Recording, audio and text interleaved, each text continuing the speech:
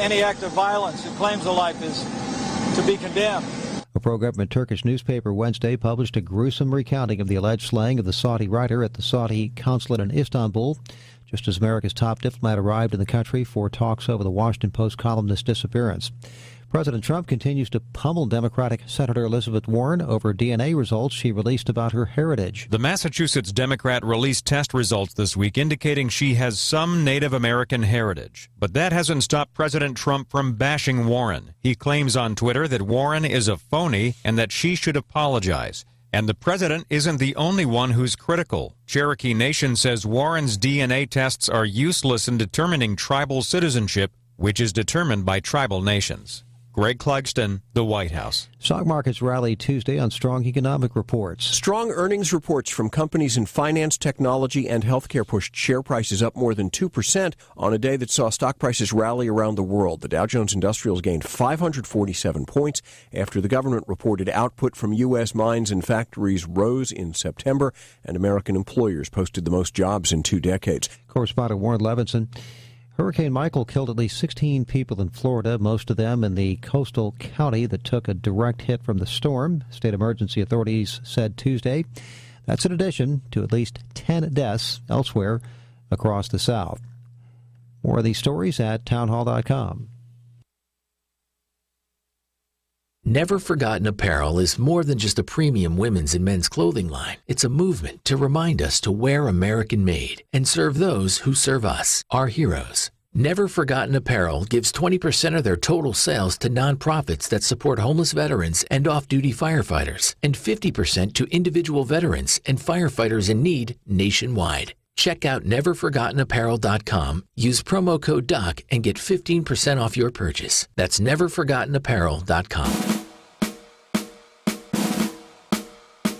This is Tim Barton from Wall Builders with another moment from American history. The Second Amendment to the Constitution, which guarantees to every individual the right to keep and bear arms, has been targeted for years now by those who are determined to dismantle the individual right to self-protection. Opponents argue that only the militia, the military, and law enforcement are to have and use firearms. But those who wrote the Second Amendment strenuously disagreed, including founding father Richard Henry Lee, a signer of the Declaration, a president of the Continental Congress, and one of those who actually framed the Second Amendment. He declared, "To preserve liberty, it is essential that the whole body of the people always possess arms and be taught alike, especially when young, how to use them." For more information about Richard Henry Lee and the history of the Second Amendment, go to wallbuilders.com. Never Forgotten Apparel is more than just a premium women's and men's clothing line. It's a movement to remind us to wear American-made and serve those who serve us, our heroes. Never Forgotten Apparel gives 20% of their total sales to nonprofits that support homeless veterans and off-duty firefighters, and 50% to individual veterans and firefighters in need nationwide. Check out neverforgottenapparel.com. Use promo code MATT, M-A-T-T, and get 15% off your purchase. The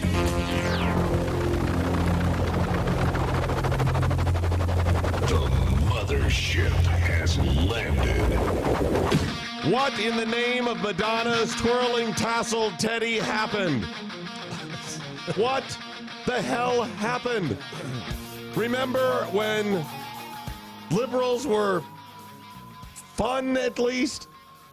Vaguely. Who was fun back in the day?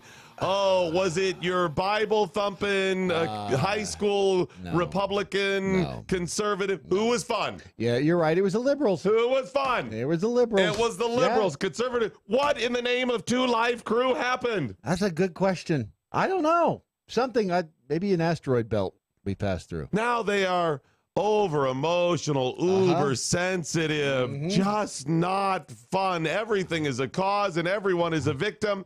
And I ask you, what happened? See, Stephen Moore, who writes and does some work for FreedomWorks, he's also an author. He wrote a piece for The Hill saying, why aren't liberals fun anymore?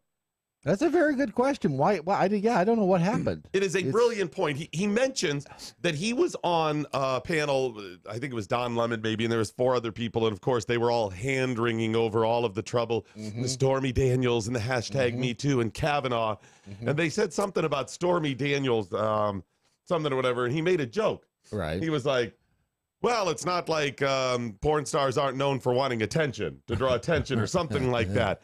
And it was kind of funny. He was like, and they were all like, right? Yeah, they don't seem to have too much of a sense of humor. Right. What in the name of a night at the movies with Paul Rubens happened? What happened to them? Who did you want to party with in the day? Who was fun? It was the liberals out there, and now they are not fun. That's the only thing we had back in the day. You knew they were just as crazy. You knew they were all going to hell. You knew they were on the wrong path, but at least you had a little fun. I never thought about it that way. You're absolutely right. They were the go-to if you wanted a good time. They are the ones that produced a TV show that mocked dudes cross-dressing. They produced movies that mocked dudes cross-dressing. They produced shows that mocked cross-dressing chicks, and we laughed. They mocked lesbians and gays and bisexuals and queers and transgenders, although back in the day we called them transsexuals or cross-dressers. Right. And Brad, what in the name of Beverly Hills Cop happened? They lost. Is Victor Maitland here? What happened to them? They were... Victor Maitland. They were fun, at least. We had to put up with their crap, but at least they're fun. Now we put up with their crap. And they're uber sensitive, Brad.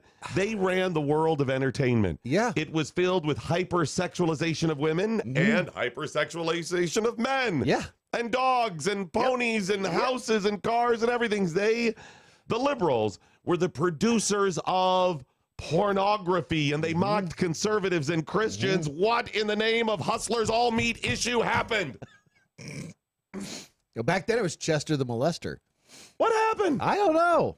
It's like you married the hot, fun girlfriend, and then she got all stuffy. Not fun and hot anymore. No, really, she's not. Brad, they threw parties, and they shot movies, and they filmed music videos on beaches and in parks and forests. They weren't concerned about the environment back in the day. They drove the throwaway, disposable lifestyle. They are the ones who promoted this. Yeah. They showed us movie after movie, TV show after TV show filled with violence, massive violence, shootings and stabbings and bombings. They showed us the worst things that man was capable of doing and becoming. They showed us things that man could do that we couldn't even imagine man was capable of. They shocked us more and more every time we watched television and went to the movies. What in the name of John Rambo happened to those mass-killing, loving liberals? You're depressing me now. I was kind of hoping for an upbeat day, and now it was fun. Now we're all depressed. We're waxing nostalgic for back in the day. They were fun.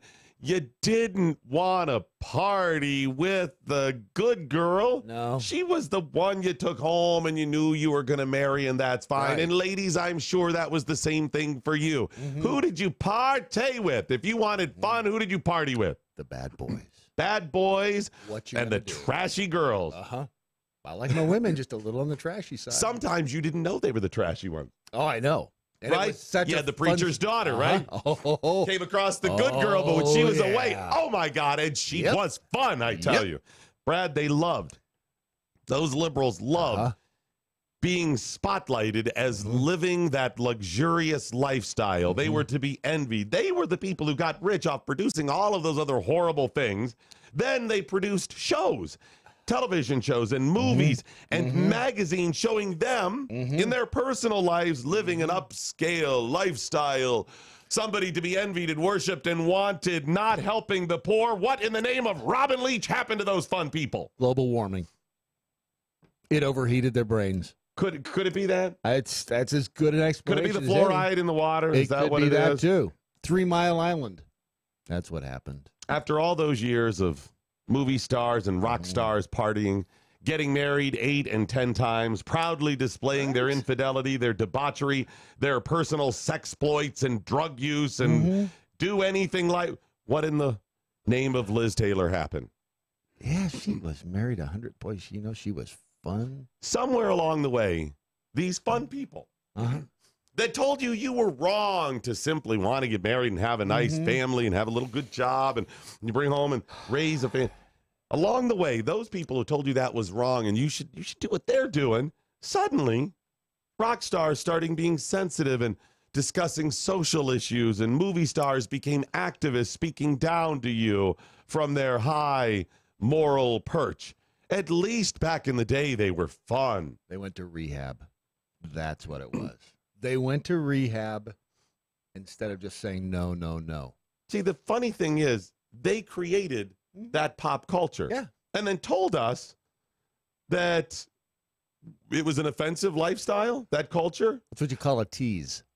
They created all of that and then told us, yeah, all of that's wrong. And we'll look back at what you did during those times when they created that pop culture, telling you, can you believe he went to those rock concerts and did those things? He touched a woman and she touched a man and said a dirty joke. They created that in everything. It was pop culture. It was everywhere. And now they want to prosecute and persecute you for something you did in the environment they created. Brad, we had commercials with beer-drinking dogs and beer-drinking frogs. We slapped women on the fannies, and they slapped men on the fannies as well. We had Fanny Flagg, who always referenced her boobs on game shows. Spies had to sleep with at least 3 or 4 women on every mission. We told jokes about blacks, the Polish, the Germans, mostly the blacks, but we told lots and lots of jokes, and they created that. Asians were Orientals, Russians were bad. I mean, before we became friends with them, and we reset and overcharged them, and then they were bad again. Yeah.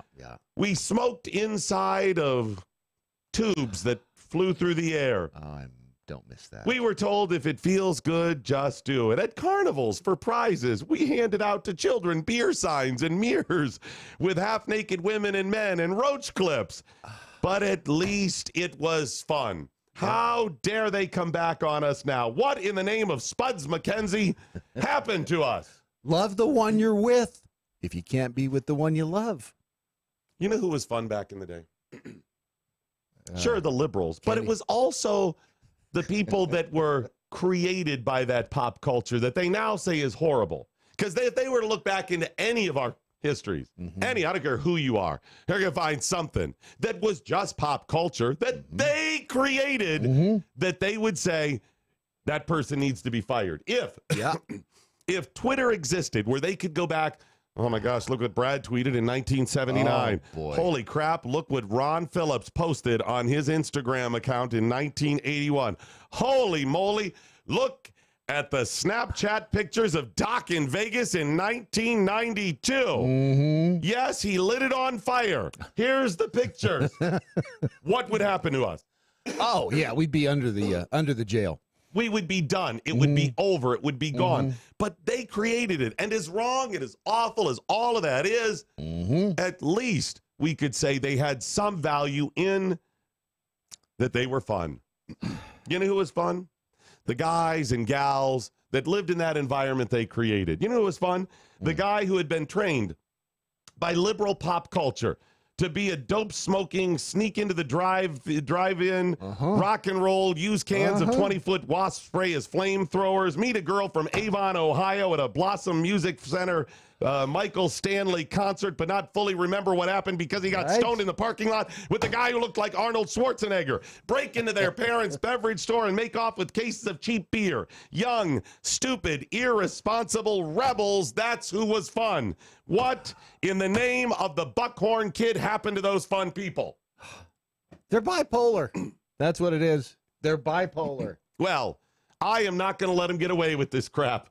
Sorry, you created all of that, and we have forgotten that through the whole Brett Kavanaugh thing, through the Me Too. Alyssa Milano cookies, what if my daughter? Listen, nutcase, you produce films and television shows. You rolled around in it. You flashed us your breasticles in order to try to stay in Hollywood because you needed that attention. And now you're telling us we were wrong when you led us into that. In fact, you mocked us at the time and told us all of that stuff is horrible. What in the name of Sharon Stone crossing and uncrossing her legs so we could see her hoo-ha happen? Wow, I forgot that. That was so good. You created it, and I'm not going to let you get away with now pretending you didn't. Because at least back in the day, you were fun. Yeah. So either you get fun again, or you shut your dirty whore mouths, okay?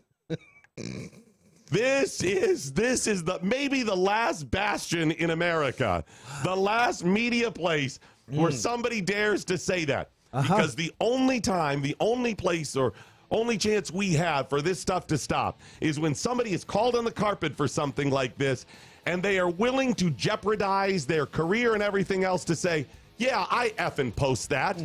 Get over it.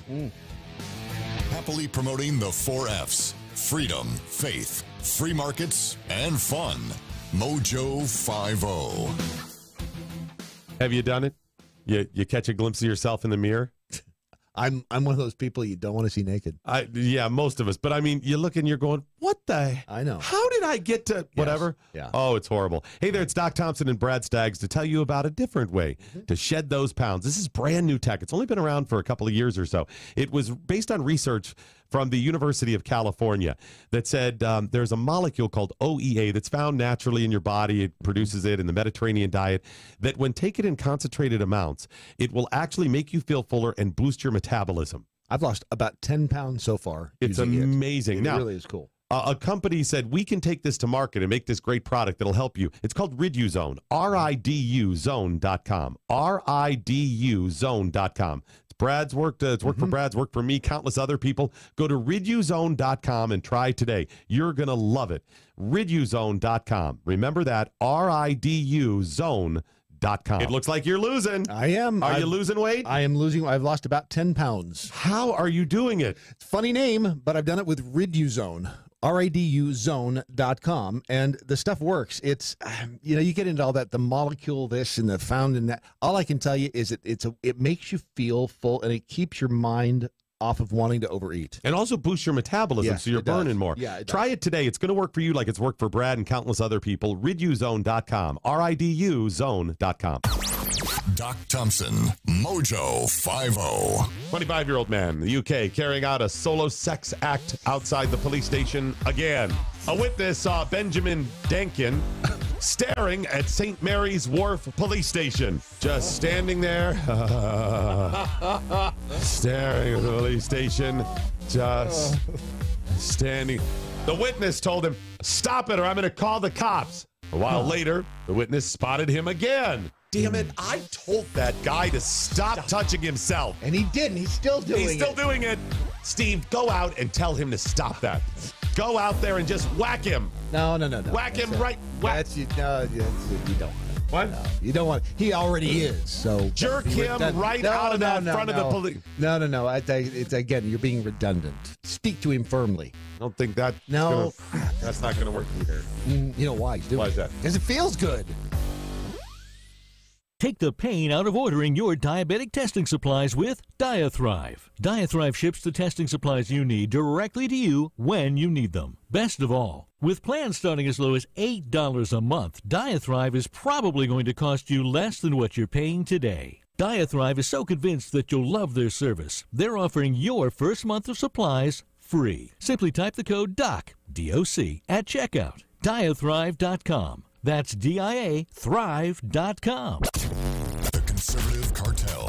I have an Indiana phone now. Born and raised, whole entire life, right? And in today's world, it doesn't matter anymore. Every time I call somebody down here in the Dallas-Fort Worth area, they're like, 260? Yeah, it's Indiana. I'm not giving it up. So I got this text the other day. And here's the text, Ron. It says, pending your application. President Trump needs you to request your absentee ballot before the deadline requested here. Ron Phillips, my liberal friends on social media, had a coronary.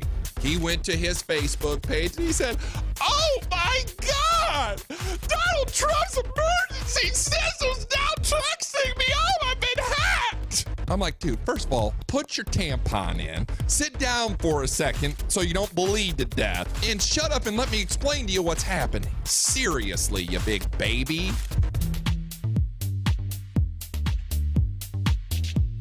Live from the MoJo Freedom Dojo, possibly the last bastion of true media freedom that we are carving out here. How long will we be here? I don't know.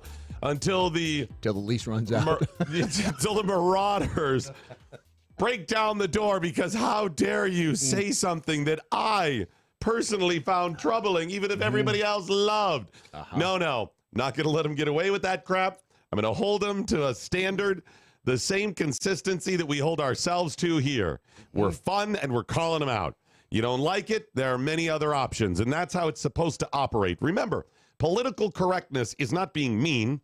No. Or excuse me, non-political correctness. Political incorrectness is not being mean.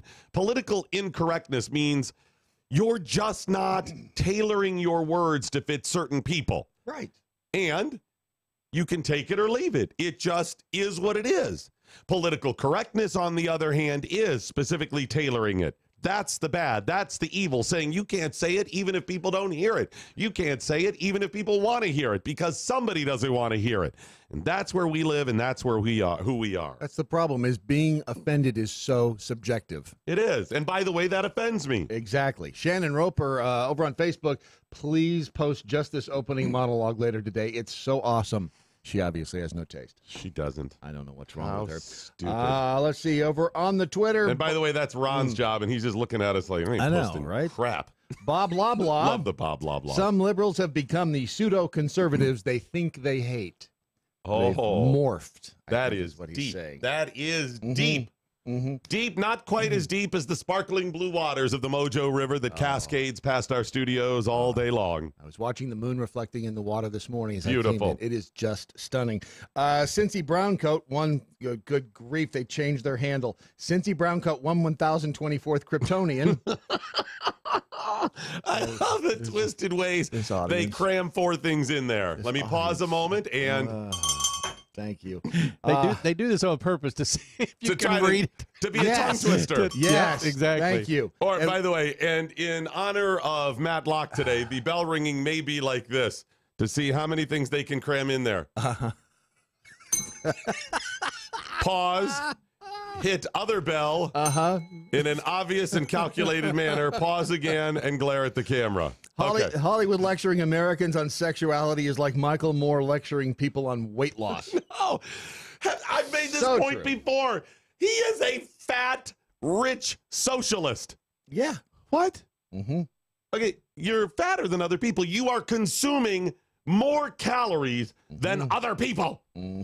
Socialists should be, it's got to be equal. Come on. He has multiple houses. The guy is rich, and he sits there and preaches all of the, income inequality. And he never gets called out for that. Why?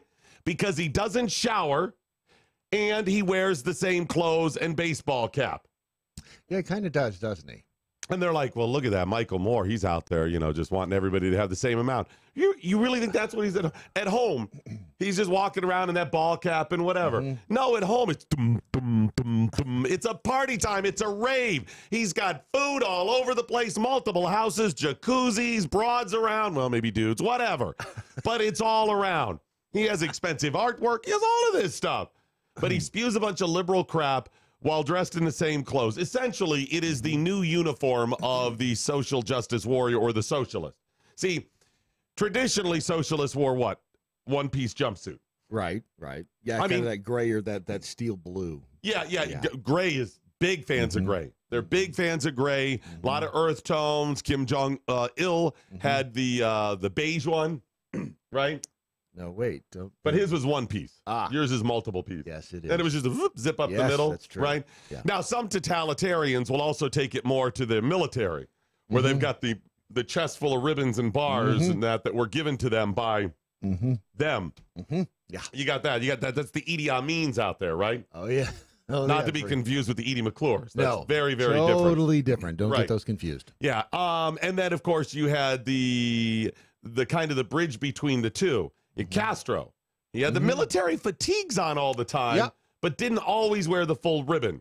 No, that's true. You're the right. ribbons. He didn't always have those. Yeah. So we realize that the new uniform of socialists is just ball cap and T-shirt and not change them. I don't know why you looked at me when you said that. But. Communiques with the hashtag What I Learned Today. Don't forget, get them in on Facebook, on the Twitter, and MeWe.com. Go to MeWe.com. Please sign up for an account today. And by the way, Matt Locke yesterday showed me how you can get the comments. Did you see? Yeah. Oh, yeah. Have you figured it out? Yeah, I figured it out. It's they all. You go to now. It's a little wonky at this point. Not wonky like Ron's eye. It's a different type of wonky, but a little cumbersome here. Different, you're right. Right. It's you go to chats. So sign up for a MeWe account. Go under chats, and if you look at which the chat, it's the MoJo 50 radio chat page. How weird is that it's the MoJo 50 radio chat? Yeah, and it just scrolls and scrolls and scrolls, and you can get your comments in there. There will be something more akin to Timeline on Facebook that's coming, or it may already be up. It's called Pages that they're putting up. I haven't found Pages yet, but that doesn't mean they're not here. Well, Matt and I heard it was supposed to be last week, and they said, okay, we have some tech issues. We want to delay it by a couple days. So they're putting it out on this Friday, I think it comes out. You ever wonder how Matlock types with only 9 fingers? I know. If you notice, he misses like every 7 to 9 letters in sentences. The I, the O, and the K never really show up. Difficult for him. Ron Phillips is over on MeWe. He says, good morning. Good morning. Good morning. Donkey. And Russ says, yes, you can. Yes, you can what? Yes, you can. Yes, you can. Thank you. Says, hold my beer. Now, there's a name. I mean, Ron Phillips, what kind of a name is that? Hold My Beer. That's a better name. Snowflakes would have a meltdown if we used unscientific names like boobies, chi-chis, and hooters. Remember Fanny Flag? Love the Fanny Flag. Yep. She was on Match Game a lot. Loved her. She was one of my favorites on Match Game. You know, she wrote that movie Fried Green Tomatoes, too. Yep.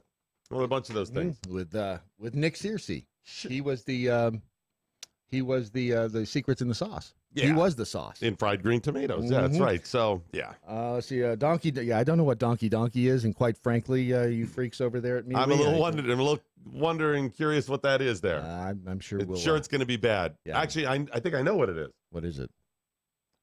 Never mind. Stinky on Twitter. Oh, my gosh, Doc Thompson is going to start knocking off liquor stores again. What do you mean start? They never stopped with. Yeah, you have to actually take a pause if you're going to reset the whole thing. Well, what triggered me this morning on all of that is that there have been multiple people tried, prosecuted, tried, and convicted in the court of public opinion within the last day or two. Multiple ones again. Politicians, celebrities. I'm going to share those stories of misfortune coming up next on this, your Daily Mojo. A free exchange of ideas. MoJo 50. The Adrian Slade Show. The polling shows it is swaying for the right in the midterms because of this hack job. But we can't let that energy die down because the left is doing everything it can to energize its base. It's going to tech companies, having you register straight through Twitter, straight through Facebook. It's got it straight through Google. You've got HBO out there putting out commercials to vote, and they do so with a slant towards the Me Too movement. And now they're digging deep into culture. They're getting into the Marvel Universe. My first time, everybody clapped afterwards. I mean, I didn't know how to do it. Where to put it, where to slide it in. Did it. I voted. Voting is so hot. And the fact that they're doing this with sexual innuendo is ridiculous. I mean, hey, baby, let me shove my ballot in your box. Look, when I'm shading that bubble with my pencil, I don't draw outside the lines. I might bust a sticker on your chest. Hey guys, it's Ron Phillips with the Conservative Cartel. You know, everyone lives with a little bit of pain, but living with diabetes can be a real pain. While you may have to test your blood sugar and take insulin, ordering your testing supplies shouldn't be one more pain you have to deal with. At least it's not when you work with Diathrive. Diathrive ships the testing supplies you need directly to your home when you need them. Gone are the days of visiting multiple stores to find the right strips, waiting in long lines to purchase your supplies, or sorting through your insurance requirements to figure out what they cover. Best of all, with plans starting as low as $8 a month, Diathrive is probably going to cost you less than what you're paying today. Diathrive saves you time and money. Plus, they're pretty fun to work with, too. So why don't you give Diathrive a chance to show you there's a better way to manage your diabetes? They're so convinced that you'll love their service that they're offering your first month of supplies free. Simply type the code MATT, that's M-A-T-T, at checkout. Be sure to head out to the web right now and check these guys out. It's diathrive.com. There's a better way to meet people without having to suffer through all the crazies. Weed out all the nutty people with wethepeople.dating. That's wethepeople.dating. It's easy to find a liberty-minded match, and it takes less than a minute to create a free account and begin browsing through over 11 million monthly subscribers. Look, we all know the success of a relationship hinges on the core shared values of a couple. So check out wethepeople.dating. Sign up and start dating today. Wethepeople.dating. Life, liberty, and the pursuit of a partner. We've arrived. What do you mean? We've hit the big time. What are you talking about? I didn't tell you. We're live on MoJo 50 now. Oh, that. I could have sworn they were just pulling a fast one on us. Either that or someone at the top has had a mild stroke. Regardless, we now have to make a promo. Okay, well, that seems simple enough. How long does this have to be? I was told that we need to take about 60 seconds or so and tell everyone about ourselves. All right. I was born in a blizzard in the bleak hours of the morning in November. No, I don't think we need to go back quite that far. All right, then. I'm Steven. And I'm Dylan, and we're hosts of the Defenders of American Exceptionalism, or DOAE show for short. And we are live Wednesdays and Saturday nights at 9 p.m. Eastern on MoJo 50. We go through the politics of today and how it affects the culture and vice versa. And we try to bring it back to the Constitution and the principles above privilege. You know, I feel like there should be a shirt made with that on it. Yeah, we already have that. Oh, so don't forget to check us out. Defenders of American Exceptionalism live Wednesdays and Saturday nights, 9 p.m. Eastern on MoJo 50. Hey guys, Ron Phillips with the Conservative Cartel. Are you tired of the bar scene, hoping to find the love of your life? Well, there is a better way for you single guys and ladies out there. Check out wethepeople.dating. They make it easy to find a liberty-minded match, and it takes less than a minute to create a free account and begin browsing through over 11 million monthly subscribers. Look, we all know the success of a relationship hinges on the core shared values of a couple. So check out wethepeople.dating for the love of people and people of love. Sign up and start dating today. Wethepeople.dating. Life, liberty, and the pursuit of a partner. All right. Well, thanks for making that really simple. So we know Gwen Rich. Gwen Rich has been on this broadcast. She's written a book on her life and some of the challenges she's had. She's survived a cancer far longer than I can't remember exactly what type she had. I mean, specifically the name. But anyways, I don't either. She has far outlived most people have ever have it. She does well. She wrote a book on it. She's very inspiring. She does some stuff on our other platform, Spoonie.com. And one of the things they attributed to her and her husband, Adam, is taking supplements.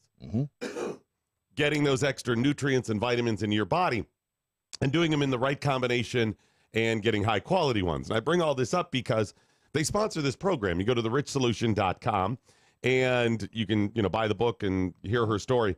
But if you buy the supplements, you can see all the health nutrients or nutritional information and the benefits you get from them. Yeah. You got to go top of the line. You got to get the good stuff in the right combinations.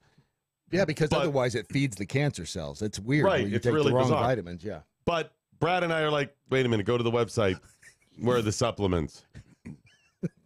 I go under shop. Go look under shop. He goes, there's no shop. There's no shop. And I go, all right, well, go under. Is it under is there a drop down? Some of them have drop downs. Nowhere on that page, nowhere does it say supplements, buy supplements, order, refresh, any of this stuff. You have to go under life extension because, see, it extends your life. I understand the the thought process. It's really good stuff. It's top quality. It's the best. Gwen, stop listening to Adam. Honestly, if you have health concerns, at least explore the information. And if you're considering start taking supplements or vitamins, or look at the combinations, the packaging that they've put together. First of all, it is the top of the line when it comes to this. In fact, Adam told me when they were putting all this stuff together, this is how concerned, we'll do that. I don't want to say how Jewish he is, but how concerned he is for quality. He went to the factory where they produce this stuff. He put on the white robe and the hairnet and traipsed through the clean room and all this stuff where they put it together. And he goes, I just wanted to make sure they're doing it right and it's good stuff. And I go, you're not an expert. How do you know? And he goes, because they were mixing this stuff up. I go, what did it look like? He goes, well, they had a white powder here, and they had, some blue powder and I go, did you test? Well, no, I didn't. I'm like, you might want to go for another visit. That was a day that the folks at the factory will never forget, I'm sure. They're like, hey, someone's coming in for, and they're like, well, how does he know what we're mixing? It could be sugar. Now, they've known it's good stuff since then. I mean, they've gotten the results and they whatever, and the company has an amazing track record that they work with. But my point is, you didn't need to visit the factory. He's just doing his due diligence so we don't have to. Yes, he's very diligent in his approach to this stuff. He's very, very thorough in his... Anyways, they're really good people. They got a great story. They're a lot of fun. And if you have health issues and you're trying to find a different way, maybe some of the things you've tried, go to therichsolution.com. It's a multi-faceted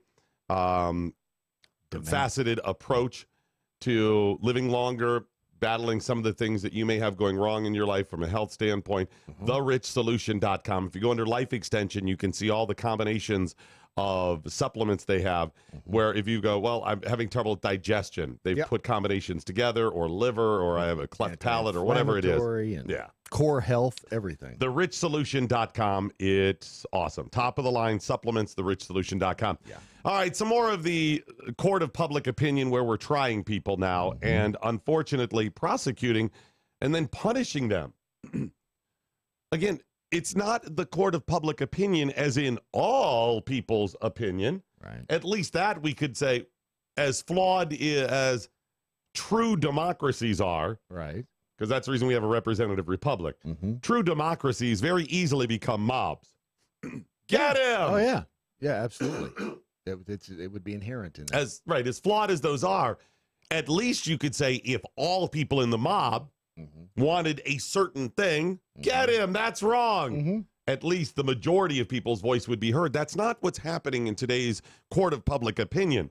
It's a few people who control media, who get the most attention, who have influenced that pop culture for decades and decades and decades, who have controlled academia. These are the people that are saying, get him! The shrill ones. Wow, so many words on my part. The shrill ones. They're the vocal majority, or the vocal minority, rather. U.S. Gymnastics CEO Mary Bono. Mary Bono. She used to be married to... Sonny, yeah. She was also a congresswoman after he died. That's right. She took his and seat. I want to say 98 to 2013, 2010, somewhere in there. Anyway, she had to resign as U.S. Gymnastics CEO. Why? Because of a social media post she made. Oh, boy. What'd she write? She had only been on the job as CEO of U.S. Gymnastics for days. She was announced as CEO. She took over, and they went back through, found something she posted. It was an image of her crossing out the Nike symbol on her shoe to protest Colin Kaepernick's campaign. Really? And they didn't like that? No. Simone Biles, what is it? Simone Biles. That's the gymnast who happens to be black. Yep. She responded to it. And again, this was an older post months ago before she was the CEO. Okay. Simone posts, don't worry, it's not like we needed a smarter U.S. Gymnastics president or any sponsors or anything. Wait, what? Don't worry, it's not like we needed a smarter U.S. Gymnastics president or any sponsors or anything. In other words, you're not being smart and you're attacking a potential or an actual sponsor and all this stuff. Again, she wasn't the CEO of U.S. Gymnastics at the time. I wonder if, actually, I can see Simone's point because, as crazy as it is, when Nike had the Kaepernick, when they came up with the Kaepernick promotion, do you know their sales went up 33%? Right, and I get she does make good point about dealing with sponsors, but number one, this was before she was your CEO. Number two, nobody would have gone back and seen that if you hadn't dug it up. Number three, you dug it up not because you were concerned with your sponsorships. You didn't like the fact that she served in the House of Representatives as a member of what political party? The Republicans. Simone happens to be black. Trust me, it is more likely that she was triggered by that stuff. Maybe I'm wrong. Simone, if I'm wrong, you're welcome on this broadcast, and I will admit I was wrong. But in today's world, when minorities primarily automatically line up to believe the most outrageous, crazy leftist stuff, and likely you stood with Colin Kaepernick because you've got this racial chip on your shoulder, believing that you're somehow, as a rich and famous person being kept down, you wanted to stick it to Mary Bono. And guess what? You did. Congratulations. Do you feel good about yourself? Do you feel better? Did you help the situation? Oh, you screwed Mary Bono. Great. But did you help racial equality in America? Did you help the conversation? Did you make life better for anybody? No. You simply got your pound of flesh because you had to be triggered this morning. That's all it was. And she's probably walking around going, I got that done. I didn't like her. I didn't like her politics. I got it done. I stand with Colin. But I ask you, what did you really win? What did you benefit? Nothing. In fact, down the road, Simone and everybody else who lines up to trash people hoping that they can get them in the court of public opinion, your day is coming. Ask not for whom the bell tolls. It tolls for thee. You don't even realize it, Simone, but what happened to Mary Bono affects you almost as much. You don't realize it now, but you will someday, either directly or indirectly. This is going to come back to bite you specifically because of this or a similar situation that you are involved in. And do you think anybody is going to be gracious when you mistweet, when you post something that 4 people didn't like or 40 million people didn't like? Is anybody going to say, well, Simone, she's been so gracious all these years, let's go ahead and give her a pass? No, they're going to stick it to you. And you know what? Most people will say, aha, there it is. How do you like it now? Because everyone's trying to say, you deserve this, back and forth. When is anybody going to stand up and say, you know what? I'm not tolerating this. Yeah, I posted that. And I posted it because I have strong opinions. You don't like it? Fire me from that position and then stand by it and dig their heels in. What are you resigning for? Make them fire you. And when somebody else stands up and says, you know, Simone said that about Mary Bono and was happy, but now that it's happening to her, you know, maybe we back off and don't do to her what she did to somebody else. When those two things happen, you'll understand change. That's when it's coming. There was a woman in Richmond, Virginia, when I worked there. She ran the local animal shelter, SPC, whatever, I don't know, the local animal shelter. Humane Society. One of them. Okay. Her name was Robin, and she was very visible in the community. A lot of people knew her, always on the TV with the little puppies and fighting. It was all about the animals' rights, right? Mm-hmm. Out there, she had fought against, you know, all kinds of things, stricter laws for people who leave their pets locked in cars and when people abuse pets and all of these different things. And then one day, after she was so vocal and calling people out for these things, the news broke that one of her pets died because she left it in a hot car. Whoops. Accidentally. A mistake. I had all kinds of people emailing me and posting on social media and stuff. You're going to get her today. Right? Right? Because she was very vocal and really called people out. And I went on the air and I said, no, I'm not. She made a mistake. Do you think this woman who loved pets that much wanted her pet to die? Do you think her job, this is who she is, and it would reflect poorly upon her and she would likely lose her job? Do you think she wanted that? Of course not. So while she has been very vocal and trash people and whatever, how about we give her a break and say she didn't mean this and hope that she has learned a lesson in all of this. And when she moves forward, we'll cut other people some slack, that people make mistakes and people have different opinions and viewpoints. There's not a lot of slack cutting. No slack cutting. Slack cutting does not happen, Brad Staggs. Unless you share the same political opinion. And then it's, they just made a mistake. Right. And with that, we can still mock. You can still point out the hypocrisy. You can still joke. Mm-hmm. That's all acceptable. Mm-hmm. But maybe we cut people a little more slack. I agree. I know not what course others may take, but as for me, give me mojo or give me death. MoJo 50. Hey, it's Doc Thompson. Got the new show on MoJo 50 coming up. Hopefully you'll join us for that. And as a regular feature, my good friend, my life partner, Chef Patrick Mosier. I mean that in a food sort of way. I would hope so. Yeah. You'll be joining us on the broadcast as well? Absolutely. Every day that you ask me to.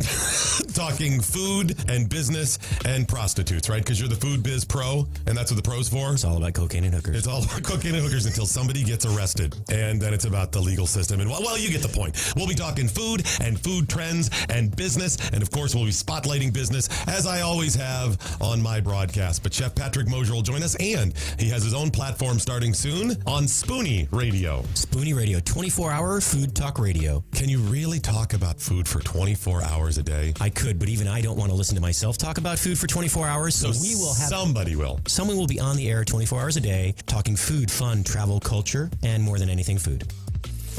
Never Forgotten Apparel is more than just a premium women's and men's clothing line. It's a movement to remind us to wear American made and serve those who serve us, our heroes. Never Forgotten Apparel gives 20% of their total sales to nonprofits that support homeless veterans and off-duty firefighters, and 50% to individual veterans and firefighters in need nationwide. Check out neverforgottenapparel.com, use promo code DOC, and get 15% off your purchase. That's neverforgottenapparel.com. Are you tired of the bar scene? Tired of trying to meet people that maybe you just don't know? I'll tell you what, I'm a classic example of online dating. I met my beautiful wife online on a dating platform, and you can too. Check out wethepeople.dating. There's a better way for all of you single guys and you ladies out there. You know what? Life, liberty, and the pursuit of a partner ought to be your number one goal, just like the Constitution. They make it easy to find a liberty-minded match, and it takes less than a minute to create a free account and begin browsing through over 11 million monthly subscribers. Look, if you're looking for someone, you don't have any time, you've got a computer, you've got an internet, you can start browsing wethepeople.dating. Life, liberty, and the pursuit of a partner shouldn't be a mantra. It should be a goal. For the love of people and people of love. Listen to Matt Locke. Check out wethepeople.dating. You cannot retreat to your safe spaces. There are no therapy poodles allowed when facing the truth. And that's just how we like it. Straight, hard-hitting, conservatarian truth. On the rocks. No chaser. No marches. No protest. Only small, limited government, constitutional conversations, exclusively on MoJo 50. We get into foreign policy. We get into national politics. We get into constitutional, libertarian, conservative ideology. We put the brakes on the media spin by destroying the lies, dismantling the narratives, and bringing you the stone-cold hard truth. Every weekend on MoJo 50. Join me, Adrian Slade, for a raging hour-long discussion, deconstructing the headlines and delivering you the entire full story. Only on MoJo 50. Live free. Dating today with all the crazies out there has to be nuts. Yes, it really would. Wouldn't it be nice if there was a place you could go to find people who think like you do? Like me, like libertarians and conservatives? Right? There is. Wethepeople.dating. Amazing. What a genius idea. This is a site that you can go to if you're single and you are looking for somebody who you know you're going to think the same way, as for, from a political freedom standpoint. If you want to date the right person for you, you'll find them in one place. wethepeople.dating. Brad Stagg's one cultural reference I forgot to work in the monologue, and it went through my head, and I just forgot to get to it. Mm-hmm. Yeah, a lot going on there. I was going to reference the dollhouse in Fort Lauderdale. Yeah. Do you remember that reference? Girls, girls, girls. At the dollhouse in Fort Lauderdale. Girls, girls, girls. At the Seventh Veil? Rocking in Atlanta at Tattletales. Tattletales. Girls, then somewhere. Raising Hell at the Seventh Veil. I remember there was an act with a woman, she had quarters. You've been there? Yeah, Seventh Veil. She did a trick with quarters? She did a trick with quarters. It was pretty amazing. I've heard of those stories. I've not had the pleasure. They are true. Back in the day. That's legit? That was back when I was fun. Excuse me, ma'am. I saw you do that trick with the quarters. Can you break a 10? It was... Sorry, a 20. Same as downtown. It was... oh, by the way, we owe... from the Bono story. Everybody's pissed that we didn't... So, just to catch up on... And okay, so it should be good. But yes, it was quite an entertaining evening at the. By the way, what was it? 20-30% of every Motley Crue song had a motorcycle in it. Yeah, they did, didn't they? I was never a big Motley Crue fan. I mean, can you imagine I mean, they were okay. Yeah, they were fine. It was great. Can you imagine the producer? He's like, "All right, I got an idea, guys. I got an idea. Listen. Got an idea for this song. What are we gonna put in it? All right, we're gonna do a song about girls." And girls, right? I like that. The song is about girls, girls, and girls, okay? I like it. But here's what we're going to do. We do the song about girls, but as we produce it, as you're singing, I'll go ahead and add in... What? A motorcycle sound. Oh, brilliant, brilliant, brilliant. I like that. Yes, I know I've added it into 20-30% of the songs, but was I wrong? No, they all sold. Listen, this is going to be a different motorcycle. We'll use a 750 in this one. That's right. That's because it's girls, girls, girls. I love it. And it worked. It's going to be big, big, big, I tell you. They kept things simple back then. They did. They got their formula. They knew how to make it work. And it worked. Oh, by the way, over on MeWe, hold my beer. Where did it go? Doc's going off this morning. Wonder who forcefully bleached his taint. So, it wasn't forceful. All of my taint bleaching happens when I wanted to. So, congratulations. We've already dragged MeWe right down into the... Well, we've done our job here. Make sure to sign up for it. It is freedom, folks. It is freedom. And that's why we love it. I wonder if MeWe's regretting that. Let's call the MoJo guys. So get this. So yesterday, I started contacting some other media types we know, some other freedom-loving people that are on broadcasts and shows, some names you know. Can't share with you yet, but I was like, hey, listen, we're migrating to this MeWe thing. We're going to still keep our Facebook and Twitter and whatever because we're showing people, hey, come over to MeWe. Get over here. We'll keep posting on there and use that. But MeWe's where we're going to live, and I told them some of the ideas. They're like, boom, done, in.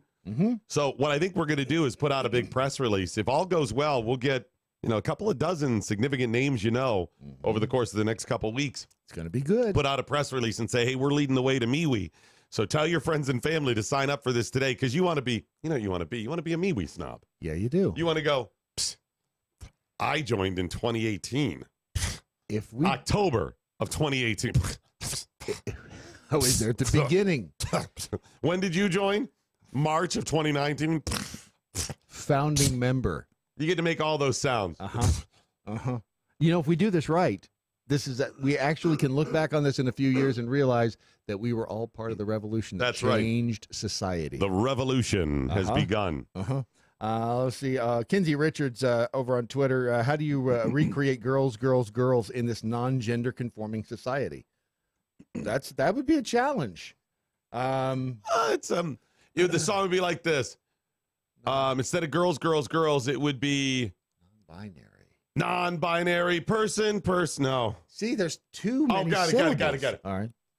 People who identify as girls. You got to put that up there. Something like that. Yeah. Can you do that? I guess. Two spirit. just they really do suck all the fun, right? It used to be fun, Brad. Damn it. It used to be fun. What happened? Right? I'm pretty sure they went off their meds. You could do queers. Yeah. That works. Yeah. Transgenders. That's not. It's too many. And remember George Carlin's bit about they just add a bunch more syllables?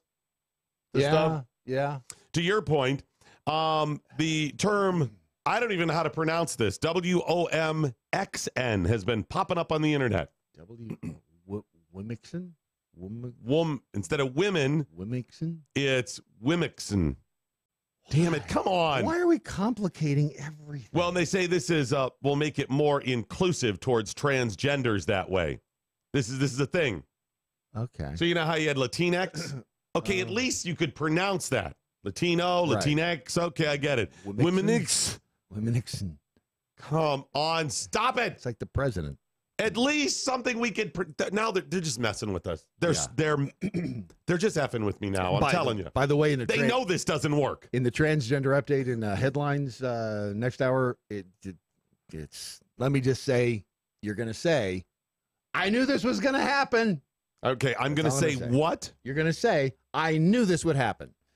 You're saying I'm going when I hear it. I knew this was. I knew this would happen. I knew this would happen. Yeah, we'll see. We'll see. It's pretty weird. Lots of good stuff coming up still today on the Daily Mojo. Make sure to get your comments in on MeWe.com. It's MeWe.com and other social media platforms. And if deemed worthy by Ron Phillips today, we will include them in the show close. Get them into us. Mammal.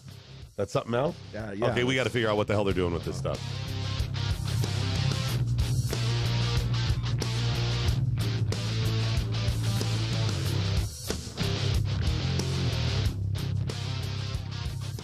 And we're back. Just a bit more. I'm still reading the story on the Womenix. This is something that's being pushed in Britain, and it's going to make its way over here within the Womixons days. Are being pushed. I guess the Womixons. They've got to complicate everything. What is wrong with ladies and gentlemen, men, women? Because you're forgetting the 184 genders. What is? I'm trying to even think what the campaign, how this started. Is it women with prostates? Is that maybe what they're trying to include? Sure, transgender. Men with uteruses. There's got to be women with prostates. And by the way, you don't even have to fit into their category. Remember, you could just identify as somebody who fits into their category. Yeah. It's become so uncomplicated. WOMXN. And it says, can challenge. This is a tweet that sounds crazy coming playing all the hits 24 hours a day. WOMXN. They can challenge existing archives, Wikipedia, blah, blah, blah. And it's popping up. And it says it's more inclusive of transgenders then. By adding the Xen? Yeah. This shows, again, how progressive ideas conflict. Let me explain. If you have spent time telling us that you can be transgender, you can have a penis, you can dress like a man, and you can, by every account, everyone goes, that's a man, and go, no, but I identify as a woman. You don't even have to be transgender. You can just say that. Then we have to say and believe you're a woman. You've got to change your heart, not just your mind, that's a woman. They've told us this. But now you're telling that the word woman is not, or women is not inclusive enough. Right. Because we now have to do transgender. Well, if you're transgender, you're trying to get that validation as a woman, and you've spent time telling us this. Why would you need a different word? In other words, women and woman would be inclusive enough. You would think. You're saying we need a special category of women that also includes the people that still have a phallus. Right? Those used to be called chicks with Yes, that's also, by the way, a trick that you can get. Okay. She'll do a trick with quarters. You get a chick with, we got it all here. Do you see what I'm saying, though? On one hand, you tell us, no, you can be fully woman, and we could call you a woman. But you know what? That's not inclusive enough of people that hear you roar. Now we got another category. That's just... what else can we do? They sit around and either say, I'm going to mess with Doc Thompson, or that's what it is. I am just we're not doing enough. My heart and my children, and I look at my daughter and she's laying here. What about the future? How much of this stuff we can ram down their throats before they finally say enough is enough? That's what they're thinking. They're just, all right, we got to move on. To the limit. We got to just move on. We got to move on beyond this, Brad. Yeah.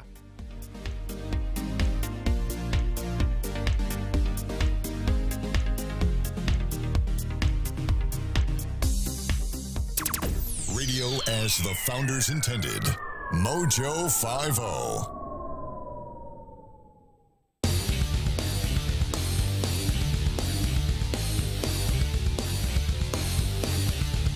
More of Doc Thompson next. MoJo 50.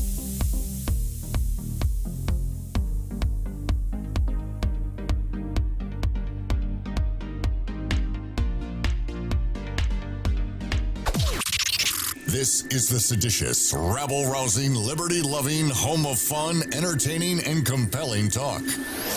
MoJo 50. News this hour from townhall.com. I'm Rich Thomason.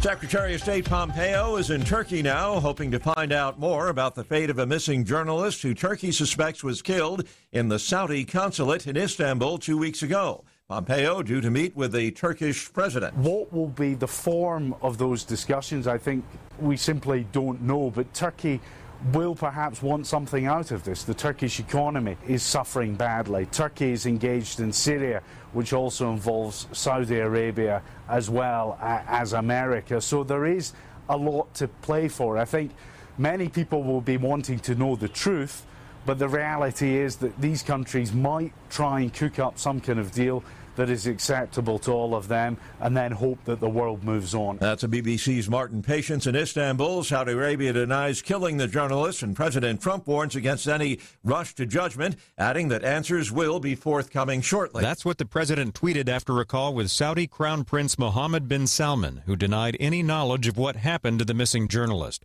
On Monday, Mr. Trump received the same message from the Saudi king. On Twitter, the president said there will be a full and complete investigation into this matter. White House correspondent Greg Clugston.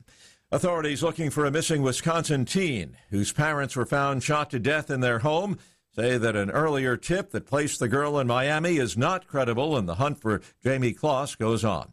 The death toll from Hurricane Michael in Florida is up to 16. That's in addition to 10 other fatalities elsewhere in the South. As of today, Canada has become the largest country to legalize recreational marijuana. Medical marijuana has been legal in Canada since 2001. Wall Street, Dow futures down 59 points. NASDAQ futures off 25. S&P futures down 8 points. More on these stories at townhall.com. It looks like you're losing. I am. Are you losing weight? I am losing. I've lost about 10 pounds. How are you doing it? Funny name, but I've done it with Riduzone. RIDUzone.com, and the stuff works. It's, you get into all that, the molecule this and the found in that. All I can tell you is it makes you feel full, and it keeps your mind off of wanting to overeat. And also boosts your metabolism, so you're burning more. Yeah, Try it today. It's going to work for you like it's worked for Brad and countless other people. Riduzone.com. RIDUzone.com. This is Just a Minute with Stacey Washington. Are you a worrier? Is fear a constant companion? Well, there's a solution for that. It's prayer and scripture memorization. It has become vogue to cattily mock people who pray. The mockers have no understanding of God. Just a few of God's attributes describe him as our high tower, refuge, holy, Alpha and Omega, hope of glory, day star, and bright hope. These descriptors are a comfort to the believer. God is right here and operating on our behalf. Philippians 4:6-7 says, "Do not be anxious about anything, but in every situation by prayer and petition, with thanksgiving, present your requests to God. And the peace of God, which transcends all understanding, will guard your hearts and your minds in Christ Jesus." Fear has no place in the life of a believer, but as humans, we will experience fear. Psalm 19 tells us that memorizing scripture makes us wise while refreshing the soul. I'm Stacey Washington. Find out more at staceyontheright.com. Never Forgotten Apparel is more than just a premium women's and men's clothing line. It's a movement to remind us to wear American-made and serve those who serve us.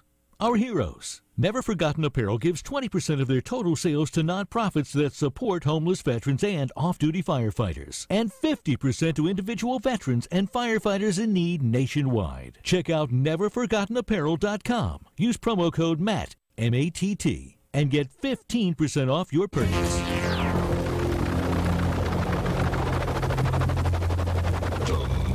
Ship has landed. It's like we stumbled upon an abandoned secret government bunker from the Cold War era, and there was a giant Wile E. Coyote-style Acme rocket. We climbed atop, lit the fuse, and the countdown has begun. All right. We're not really sure where this MoJo 50 thing is going, but it will likely be quite the spectacle. Welcome to MoJo 50. I'm Doc Thompson along with Brad Staggs.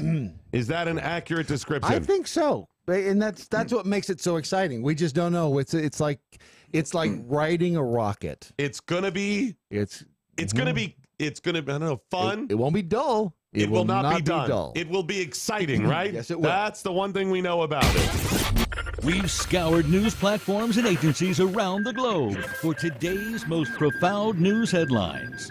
Presenting them now, here's Brad Staggs. And the headlines are brought to you by MeWe.com. What? Who? MeWe. That's me as in me and we as in we. Oh, okay. MeWe.com. Sign up for an account today, and let's show social media what we can do. It's a revolution. Revolution. Top story, YouTube went down. We're not talking about it, though, because it's pathetic that the entire world nearly melted down over video hosting. How long? What was it, like 8 hours, 12 hours? It's like 2 hours. It's so stupid. Ron's showing 1 hour. 1 hour. Yeah, they said about 55 minutes, but the whole world panicked. And what time did it go down? Wow, it was about 8:30 last night. Is that what it was? Something like that. So around 8:30, 9 Eastern, somewhere in there. Mm-hmm. Okay. It goes down. Mm-hmm. It stops working for under an hour. Stop saying that. It just went dark. Just went dark. I can't say that either. Damn it.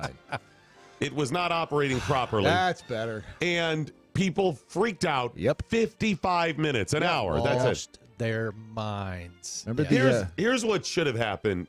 If it stopped working properly for like 12, 14 hours, people should start at that point going, I wonder what's going on with YouTube. And be like, darn, I really wanted to watch something. Well, maybe I'll just go ahead outside and clean the garage or something, right? Or I'm going to go to the store. That's what should have happened. And after like 3-4 days of it, you should be going, well, they must be done or something. Maybe somebody else. That's what should happen. They lost their minds.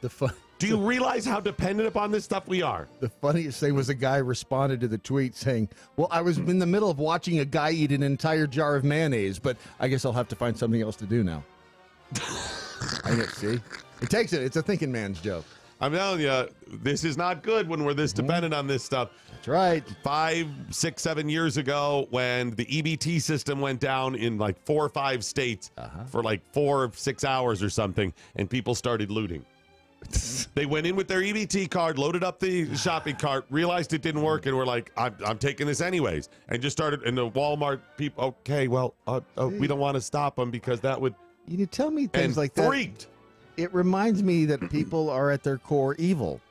Don't remind me of that. It's not evil. It's just self-focused. And this also throws off that 72-hour time frame. When it all goes down, EMP, the world goes dark, whatever, you've got 72 hours before it is Mad Max in the Thunderdome. Yep. That's always what's been predicted. I don't think so. I think now it's been moved up. It's probably a day and a half at most. I mean, okay, imagine if it wasn't just YouTube. It's all sites, the internet in general. The interweb goes down completely. Right. We've already seen what happens there. People sit in their shower and rock back and forth. Imagine if that's 12 hours, 14 hours, business and commerce stops. Yeah, you could cripple the economy. You could cripple the world. Do people go, well, I'm sure it'll be back up in a few hours? No, they panic. They panic. So 12 hours or so, people, and you know what? That's without them seeing the EMP or the nuclear blast or without them seeing it. That would be a very good movie. Right. Yeah, because you don't see a bomb, nothing happens. It's just the internet won't come up. Right. You know, the Philadelphia police tweeted last night. Yeah. Yes, our YouTube is down also. Please don't call 911. We can't fix it. Because. So 12 hours, people are going to assume, oh my gosh, this is the Mad Max moment. Yep. They're going to freak out. Start shooting people. I give it 12 hours. Yeah. Holy moly. All right, sorry. And you don't think people are evil at heart, huh? Okay. In the winner of the Better Late Than Never category, the award goes to Germany. They've deported a man convicted over the 9/11 terror attack 17 years ago. I knew that would happen. See? Munir al-Mutassi. Is that the thing I was supposed to say? No. Okay. That's in the transgender update. Oh, sorry. This is not, I don't believe he's a transgender. He is an accountant. He kept the books for for Muhammad Atta and the other extremists. He paid their tuition and their rent. And finally, Germany is deporting him to Morocco, Marrakesh to be specific. He's been in jail for 15 years. So they finally got around to it. Good for you, Germany. Speaking of terror. Well, I mean, you know what? Even if they hadn't arrested him for 15 years in that, I mean, what kind of job are you getting after that? Where do you go if on your resume it's Yes, I'm an accountant. Great. So would you work for Price Waterhouse or would you work for Ernst & Young or the big whatever? The guys who flew the planes into the towers. The 9/11 guys? Yes, those guys. You kept their books. I did. Oh, okay. Fringe benefits. I got all the money at the end. Well, I'm looking at my placement sheet for companies that are looking for. Don't you have a place for me? I may. Let's see, the Gambino family in New York's the best I can do. That's all I got. Yeah. Well, he'll be looking for a job in Marrakesh. Oh, Putin's looking for somebody. Speaking of terror, Alec Baldwin's ABC talk show tanked in the ratings. It ranked below the CW on Sunday night. There was a lady cooking sausages on the other channel that beat us. Yes. Like people in my club are starting to call it The Sun Also Sucks. He got a 0.4 rating among adults 18 to 49. That compared with the Sunday Night Football ratings, and this is the Patriots versus Kansas City, got a 6.1. So a 0.4 for Alec Baldwin. Didn't they try him once? They did. They want him to have a show because Alec is the progressive. And he's boring if he doesn't have a script. Yes. He's a great actor. He's funny when he's acting. That's a good actor. I think he's very funny. He was funny in 30 Rock. He was Let's say amusing. Yeah, he's good. He actually does a good Trump impression. Let's say an acceptable Trump impression. But he just no one wants to hear him yammer. So it was a 0.4 or 0.0? 0.4. 0.4. You know, and even those were people who stumbled across it. Yes. And went, the hell's he doing? Yeah. And it was long enough that it registered on the little meter. A reboot of Charmed on the CW. Charmed, that was Alyssa Milano. Right, they got a new version. A reboot of that drew a 0.5 against him. Wow. Yeah. So, honestly, 0.4 is enough where it's like this. I don't want to watch The Patriot. Charmed. No. Click. And you go, Alec Baldwin, what the hell is this? Honey? And then you fall Come asleep. here. Come here. This is Alec Baldwin. Yeah, that's some of them. And that's long enough to register. Or you're like, Alec.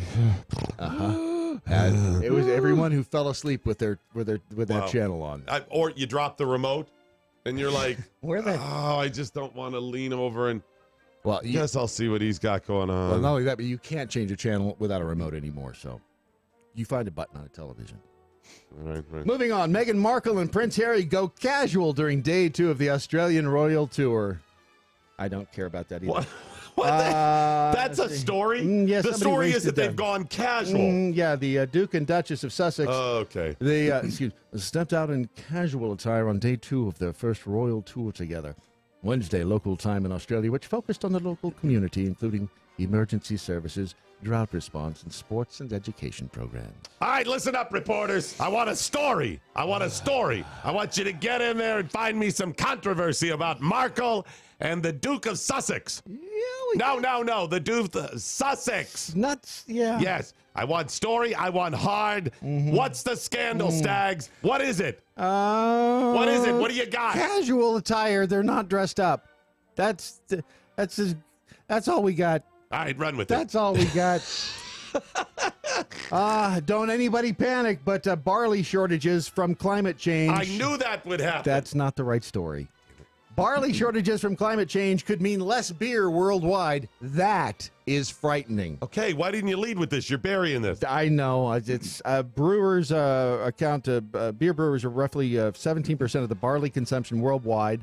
Varies region to region. Vast majority of crops harvested barley as feed for livestock. So what happens when barley becomes scarce, it's all going to go to the cows, and beer is technically a luxury. Wait a minute. I'm being forced to choose between beef and beer? Yes. That's it. Damn it, I remember the good old days when you could have both. What this is your basic climate change fearmongers trying to rev up the beer drinkers of America. Screw you. Let me ask you, even in this scenario, is there still liquor? Is there? Because as long as I still have liquor, I'm good. Speaking of liquor, he died at one of his brothels. Who? The owner of Moonlight Bunny Ranch. His last name is Larry Hoff. Is it Larry Hoff? I've lost his first name. He was he owned the Moonlight Bunny Ranch that was featured in HBO's Cat House series. He was found dead at one of his other brothels. It was Dennis Hoff, sorry. I'm sure He's 72 years old. Sure it was of natural causes. He spent, like stiletto in the eyeball or something like that, you know. He spent his final hours with people like Ron Jeremy, Heidi Fleiss, Sheriff Joe Arpaio. Oh my gosh, really? Yes. Wow. Yeah. He was going to run for I think Senate in Nevada. And it was Ron Jeremy who discovered Hoff's body in his bed at the ranch where the group had gone after the rally. Let me ask you something. Mm-hmm. Let's say you own a burger place, right? Mm-hmm. Yeah. You're the owner of the burger place, and it's lunchtime. Yep. You don't walk out front and hand people money and say, "Give me the number 3," and then you pay them for it, right? Nope. Yep. You just go and grab a burger. So if you own a brothel, right? I mean, you don't walk out front and say, "Give me the number 3," do you? You pay for the burger before you eat it. That's probably a poor way probably a different way to explain that. There are fringe benefits. You own the place. Yeah, you do. You can get some as product the owner, for free or drastically you can, discounted, right? You can grab the burger. Give me the number 3 mm-hmm. and the number 4. Uh-huh. What's a MoJo? What's a MoJo? The number 20 4. bucks, same as downtown. MoJo 50. Wow. Hey, guys, Ron Phillips from the Conservative Cartel. I want to tell you about a new weight loss product that's quickly becoming part of our MoJo 50 family.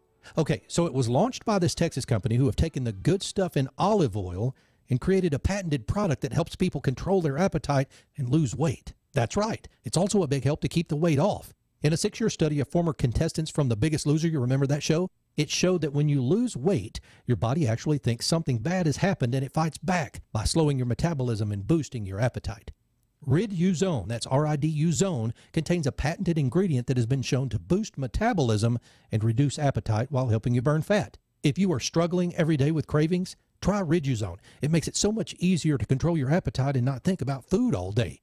That's my problem.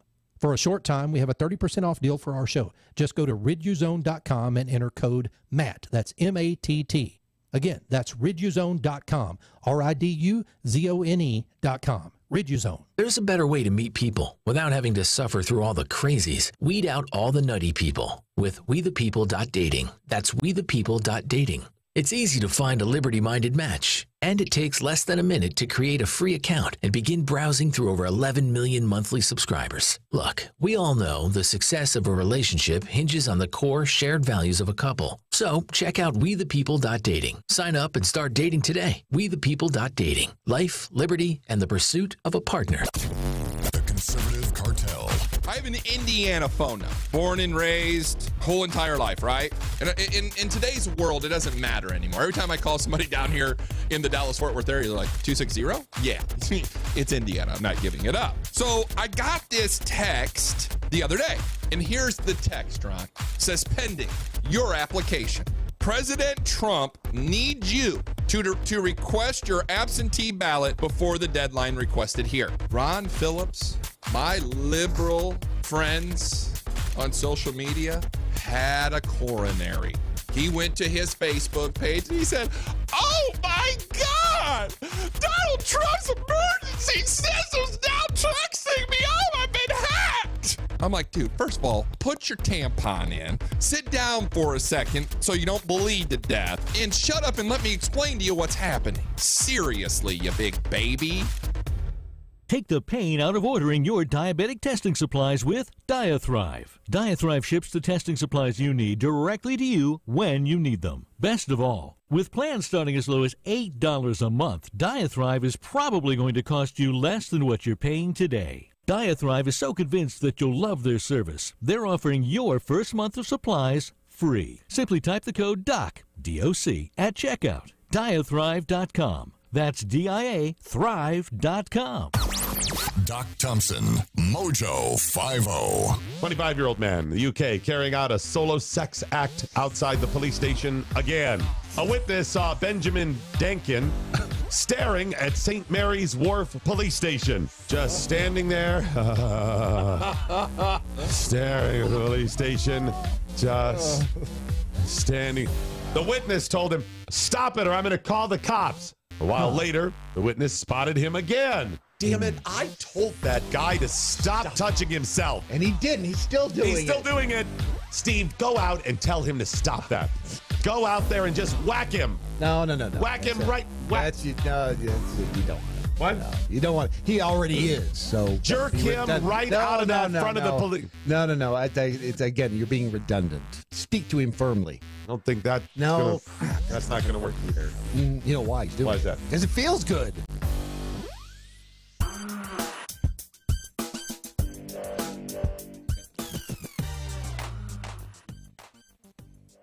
Continue on with the headlines here. T-minus 20 days until the election. 20 days, count them 20. Oh, that's less than 21. Yeah, it is less than 21. And thank you, Taylor Swift, for bringing everybody out. I just saw on the television up there that Marsha Blackburn has actually increased her lead over Phil Bredesen after Taylor Swift came out and said she could not support Marsha Blackburn. Who's counting? It is a National Wear Something Gaudy Day. Well, I wish you had told me. I thought you already got the memo there. It was on this day in 1974 that, and this is just for you. A movie debuted. Deep Throat. No, not that one. Benji. Well, Benji, Deep Throat. Benji. Well, they're in the same vein. Very close. Alan Jackson, 60 today. Ziggy Marley is 49. Evel Knievel would have been 80, but he's been dead for 11 years. And Rex Campbell is 15 years old. Good old Rex Campbell. My golly. He's just crushing it. Isn't he, though? Crushing it is amazing. As a highlight, he is the budding highlight star. Instagram star with more followers than you, me, Ron, and everyone else combined. You're going to have to start telling us what they actually do on these little channels. They take pictures and post them. Of what? Stuff. What stuff? They've got to specialize. There's this many of them. It's not all just stuff. Yeah, just stuff. It's like Rex specialized in trains or something. Yeah, just stuff. All right. Shall we move forward? And now, an important transgender update. A transgender female cyclist places first against biological women. I guess that was expected. This is the one where you say, I knew it was going to happen. I did. I just put it in my own words. I guess that was expected. No one said ad lib. I knew that would happen. I knew it. Transgender cyclist Rachel McKinnon, a biological male, placed first in a female cycling world championship competition on Saturday. Yep. You didn't see that one coming, did you? What did she have to say? Do we have any quotes? Because I would just love what their thoughts are. McKinnon, after winning, tweeted, I'm world champion. I am the world champion. McKinnon won the sprint final at the UCI Masters Track Cycling World Championship in L.A., besting Carolyn van Hergeden of the Netherlands and Jennifer Wagner. After she won the championship, outcry over the results commenced, and McKinnon hit back. Quote, lots of transphobic bigots are responding to my world championship win, saying that next up, the Paralympics. Hey, women, you realize that all of these people, many of them women, are comparing you to disabled people, right? You know what? That's a good point. Maybe I should compete in the Paralympics. How about that? Or, you know what? Doc Thompson, identify as a 6-year-old, and I think anyone who listens to this program, right? Art contest. I am number one in T-ball. See how that would be perfect. And I'm going to win every art contest because I'm going to start identifying as a 5-year-old. See, there it is. This is Kramer being in the karate class and dominating, but he's dominating 6-year-olds. This is the plot of a sitcom from the 70s. This is crazy. Again, Biff stole the almanac. We've skewed off into a different world. Or Spock has a beard. A dude won the Women's World Championship. I knew that would happen. Thank you. Now you're catching on. A woman has been left paralyzed after she was catapulted from a bed during sex. How am I supposed to react to this? I don't know. I'll be interested. I have so many emotions welling up inside me. Mm-hmm. Claire Busby. She suffered a serious injury. But it's not funny. Serious injury to her spine when she was catapulted from the super king-size double divan. They call them a divan over there in England. As she shifted position, the court was told. That's what you get for shifting positions. The 46-year-old... You still have sex at 46? I don't. Wow. She must not be married. The 46-year-old claims the bed was in a defective state at the time of her accident and is taking legal action against the supplier, Berkshire Bed Company. trading as Beds R Us. She's suing them for 7 figures. There's something about this doesn't smell quite right. Yeah, that's what I'm thinking too. She fell off the bed. Do we know how paralyzed, first of all? No, not really. She's in a wheelchair, but it's I was about to say, if you get catapulted from the bed while having sex, you're doing it wrong. But then I started thinking, I know. Maybe not. Maybe you're doing it right. Maybe you're doing it absolutely right. You just didn't stick the landing. There it is. That's what it is. And we're back to gymnastics. Yes, we are. This is a weird one. Duck boat survivor. Oh, we've gotten to the weird one now. Yes, okay, good, folks. Pay attention. Finally, we weeded through all the highbrow, smart, topical stories to the weird one. Okay, what do you got? The Duck Boat Company is invoking an 1851 law. The duck boat accident from the Missouri. The Branson area? What killed Table 17 Rock Lake. people.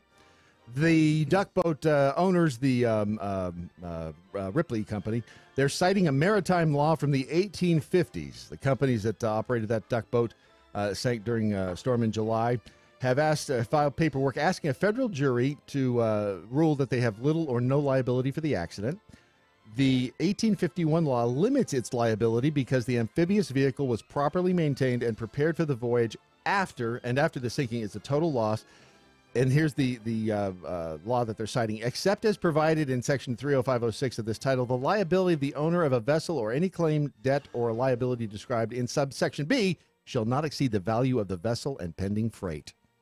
Wow. So don't you know they had a team of lawyers looking for that little obscure law, and they found it in the 1850s. I'm kind of torn on this stuff. I don't see...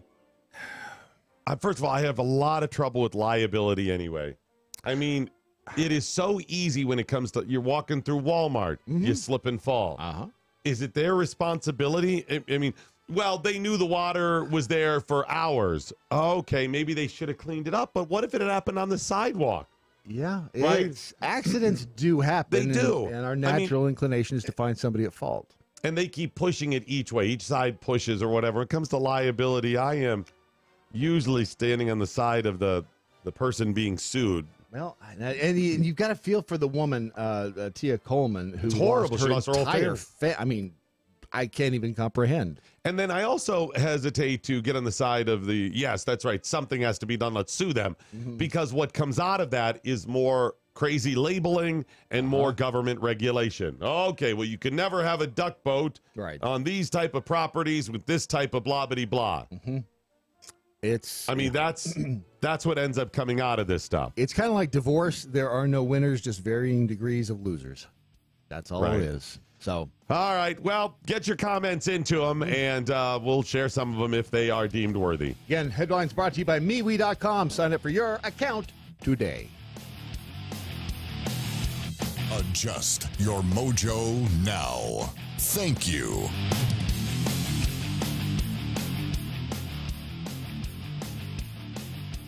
We've arrived. What do you mean? We've hit the big time. What are you talking about? I didn't tell you. We're live on MoJo 50 now. Oh, that. I could have sworn they were just pulling a fast one on us. Either that or someone at the top has had a mild stroke. Regardless, we now have to make a promo. Okay, well, that seems simple enough. How long does this have to be? I was told that we need to take about 60 seconds or so and tell everyone about ourselves. All right. I was born in a blizzard in the bleak hours of the morning in November. No, I don't think we need to go back quite that far. All right, then. I'm Steven. And I'm Dylan, and we're hosts of the Defenders of American Exceptionalism, or DOAE show for short. And we are live Wednesdays and Saturday nights at 9 p.m. Eastern on MoJo 50. We go through the politics of today and how it affects the culture and vice versa. And we try to bring it back to the Constitution and the principles above privilege. You know, I feel like there should be a shirt made with that on it. Yeah, we already have that. Oh, so don't forget to check us out. Defenders of American Exceptionalism live Wednesdays and Saturday nights, 9 p.m. Eastern on MoJo 50.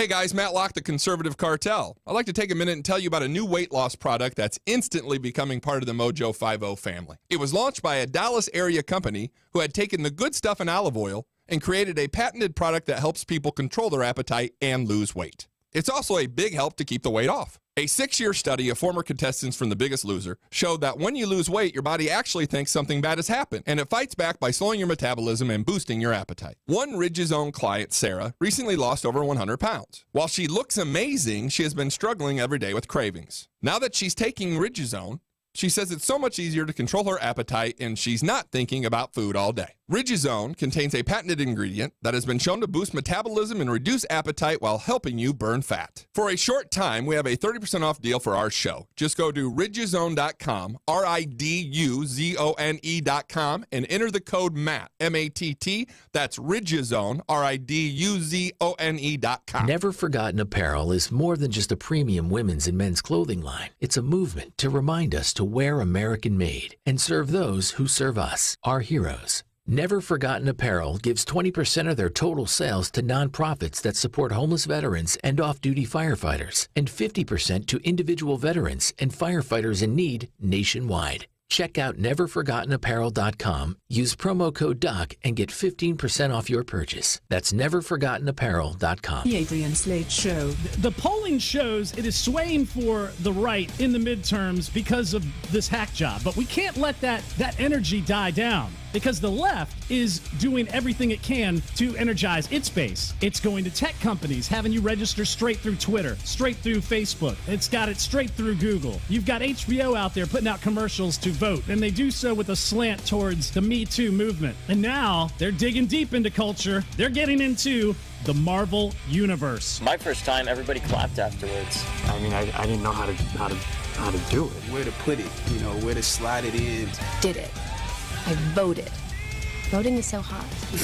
And the fact that they're doing this with sexual innuendo is ridiculous. I mean, hey, baby, let me shove my ballot in your box. Look, when I'm shading that bubble with my pencil, I don't draw outside the lines. I might bust a sticker on your chest. Hey guys, Ron Phillips with the Conservative Cartel. Are you tired of the bar scene, hoping to find the love of your life? Well, there is a better way for you single guys and ladies out there. Check out WeThePeople.dating. They make it easy to find a liberty-minded match, and it takes less than a minute to create a free account and begin browsing through over 11 million monthly subscribers. Look, we all know the success of a relationship hinges on the core shared values of a couple. So check out WeThePeople.dating for the love of people and people of love. Sign up and start dating today. WeThePeople.dating. Life, liberty, and the pursuit of a partner.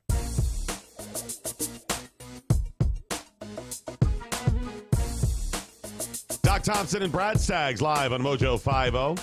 Tweets coming in, people posting on MeWe, some comments from Facebook now. Stinky. You just got to love Stinky. Mm-hmm. Stinky over on Twitter. Alec Baldwin show got 1/1024th of a viewer.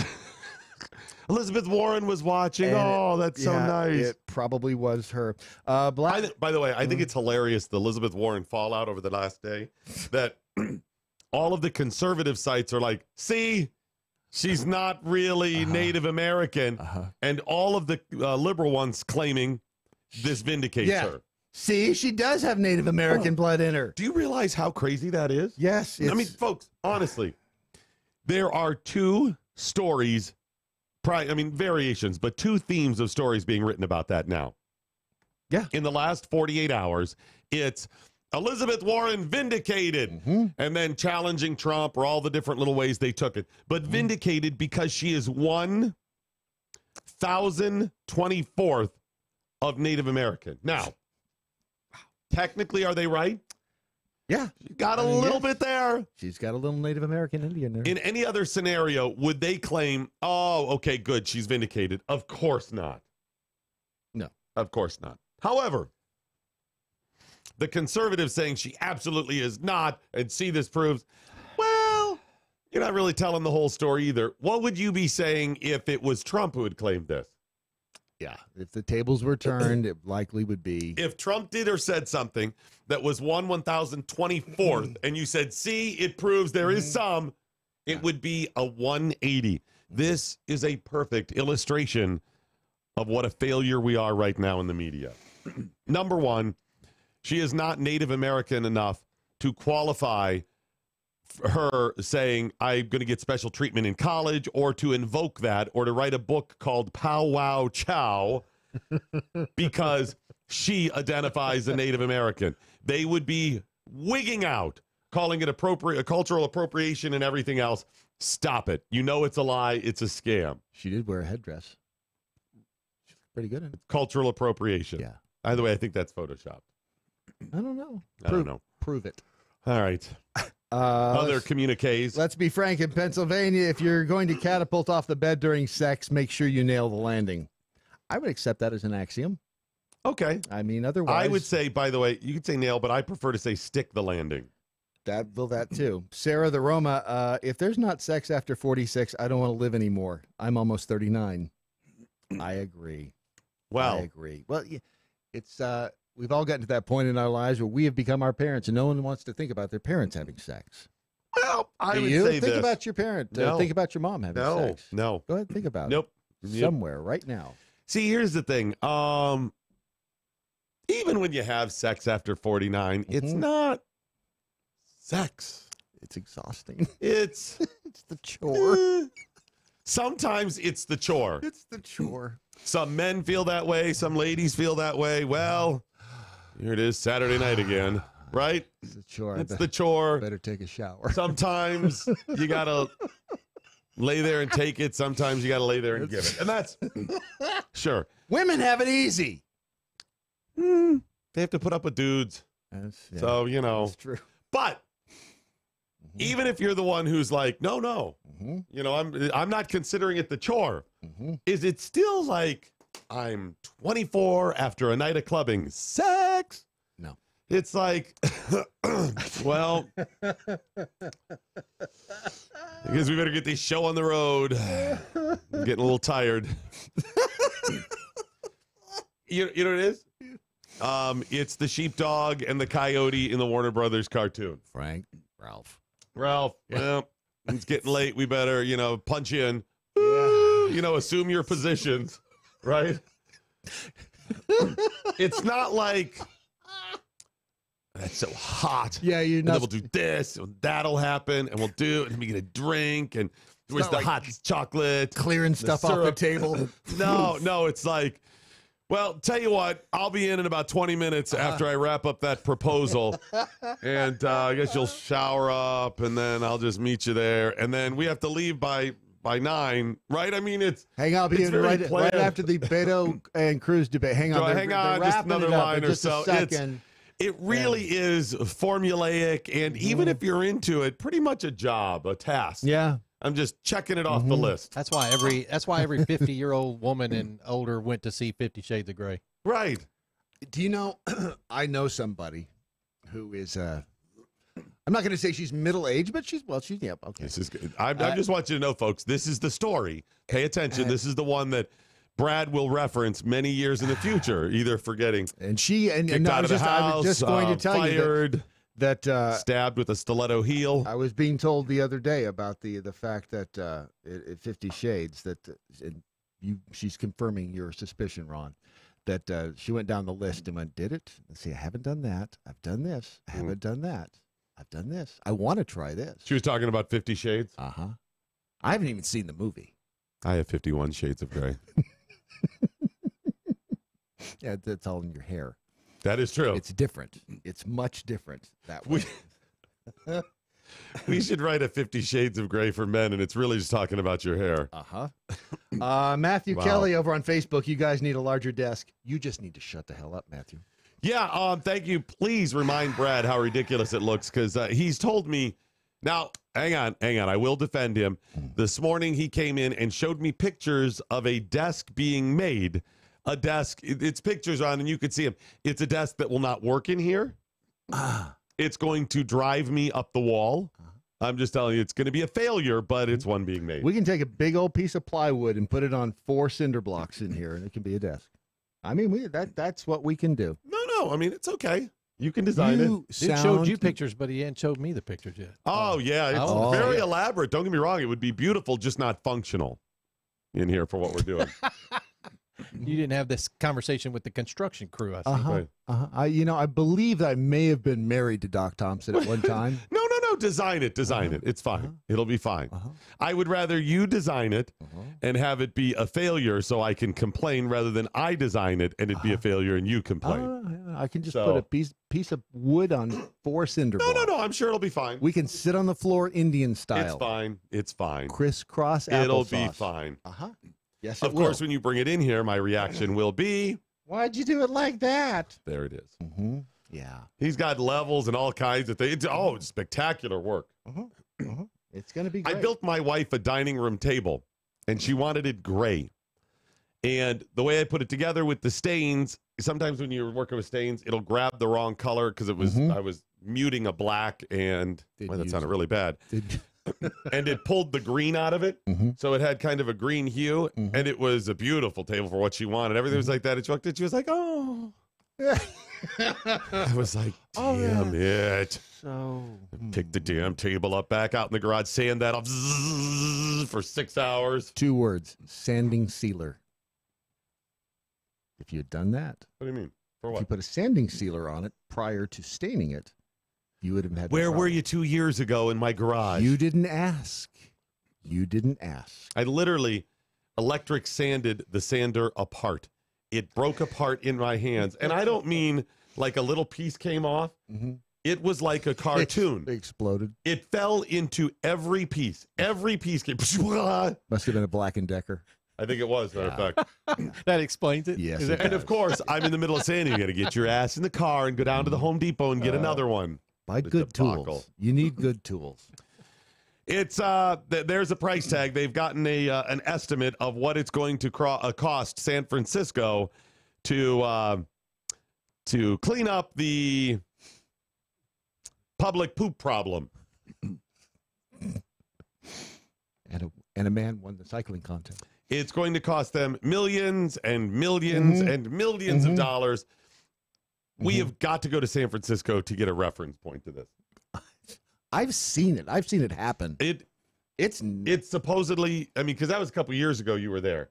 It is epidemic with feces and needles in parts of San Francisco. You cannot not step on them in certain parts. That's how prolific. It does not surprise me. That it is every few inches poop and or needles. That's how bad it is. Nasty. Remember, San Francisco, one of the most progressive cities on the planet. This is what they've created because, you know, you can't get rid of the homeless folks and you can't do this in government because we've got a whatever. And so they're pooping all over. So now they have to come up with the money, right? And they know how they're going to get them on money. Proposition 9. Oh, good. Another tax. How'd you know it was a tax? I said it was a proposition. How dare you? They'll pass it. Well, no, wait a second. Does it go to the voters? Yes, and I didn't say it was a tax. I said it was a proposition. You're assuming it was a tax. It's got to be a tax. It's a tax. Yes, of course it's a tax. It's a head tax. And you're going, okay, isn't that what all taxes are? Yeah, I would think so, yeah. That's how many people. No, this is a head tax that doesn't charge you, the citizen.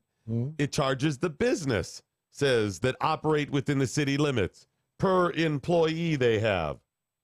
That doesn't seem fair. Smart, fair, logical, productive, efficient. It doesn't seem any of those things. Smart, none of it. Because it's not. It's stupid. This is the same thing that Seattle was working on, that they had to back off. Remember, they were going to charge a per employee tax. Folks, it's just another way for them to come up with a tax. Yes. Just another way to cram another tax in there. That's all they're looking for, right? So they said, okay, what if we just charge businesses more, a higher tax? And businesses rebuke and all of this stuff. Right. So they go, well, how about a head tax per person? And it'll be a flat tax. Now, they haven't said exactly what it is. They are trying to come up with the, what it would be. But they need to come up with millions and millions of dollars.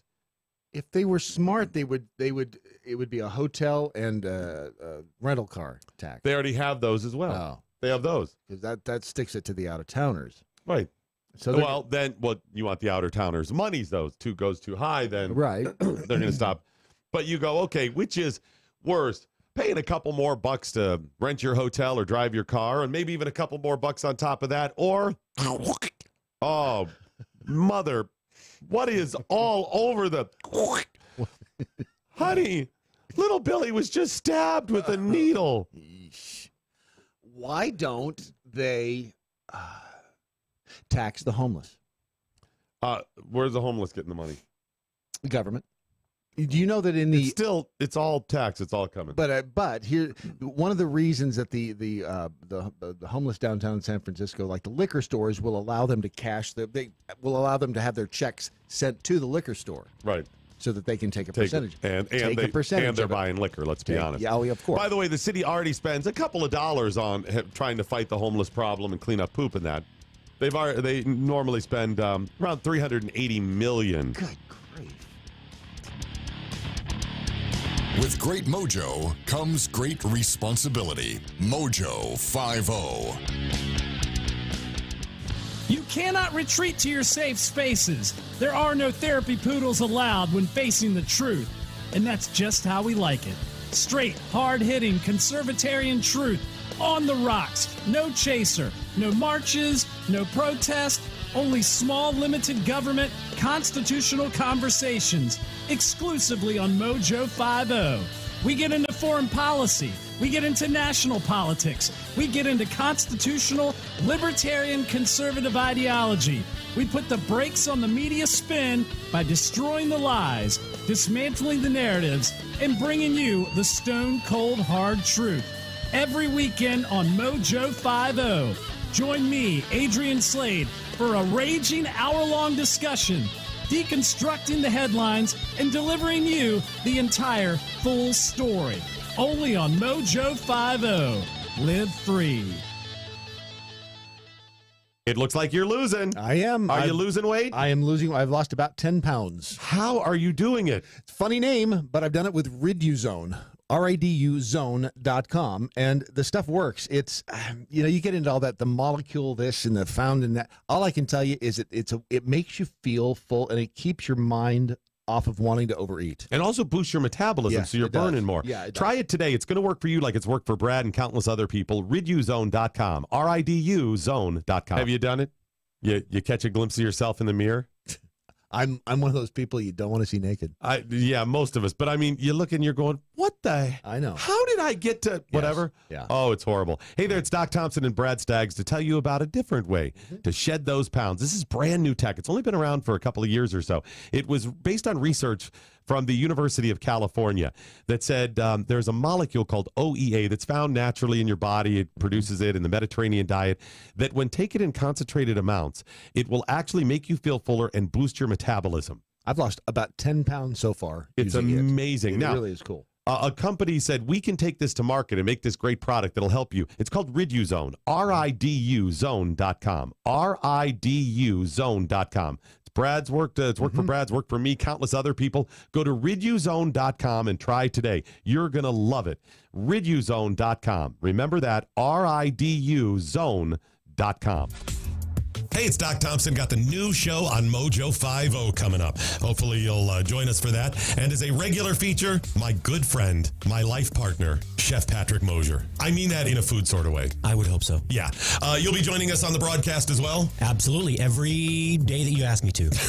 Talking food and business and prostitutes, right? Because you're the food biz pro, and that's what the pro's for. It's all about cocaine and hookers. It's all about cocaine and hookers until somebody gets arrested. And then it's about the legal system. And well, you get the point. We'll be talking food and food trends and business. And of course, we'll be spotlighting business, as I always have on my broadcast. But Chef Patrick Mosier will join us, and he has his own platform starting soon on Spoonie Radio. Spoonie Radio, 24-hour food talk radio. Can you really talk about food for 24 hours a day? I could, but even I don't want to listen to myself talk about food for 24 hours. So we will have somebody will. Someone will be on the air 24 hours a day talking food, fun, travel, culture, and more than anything, food.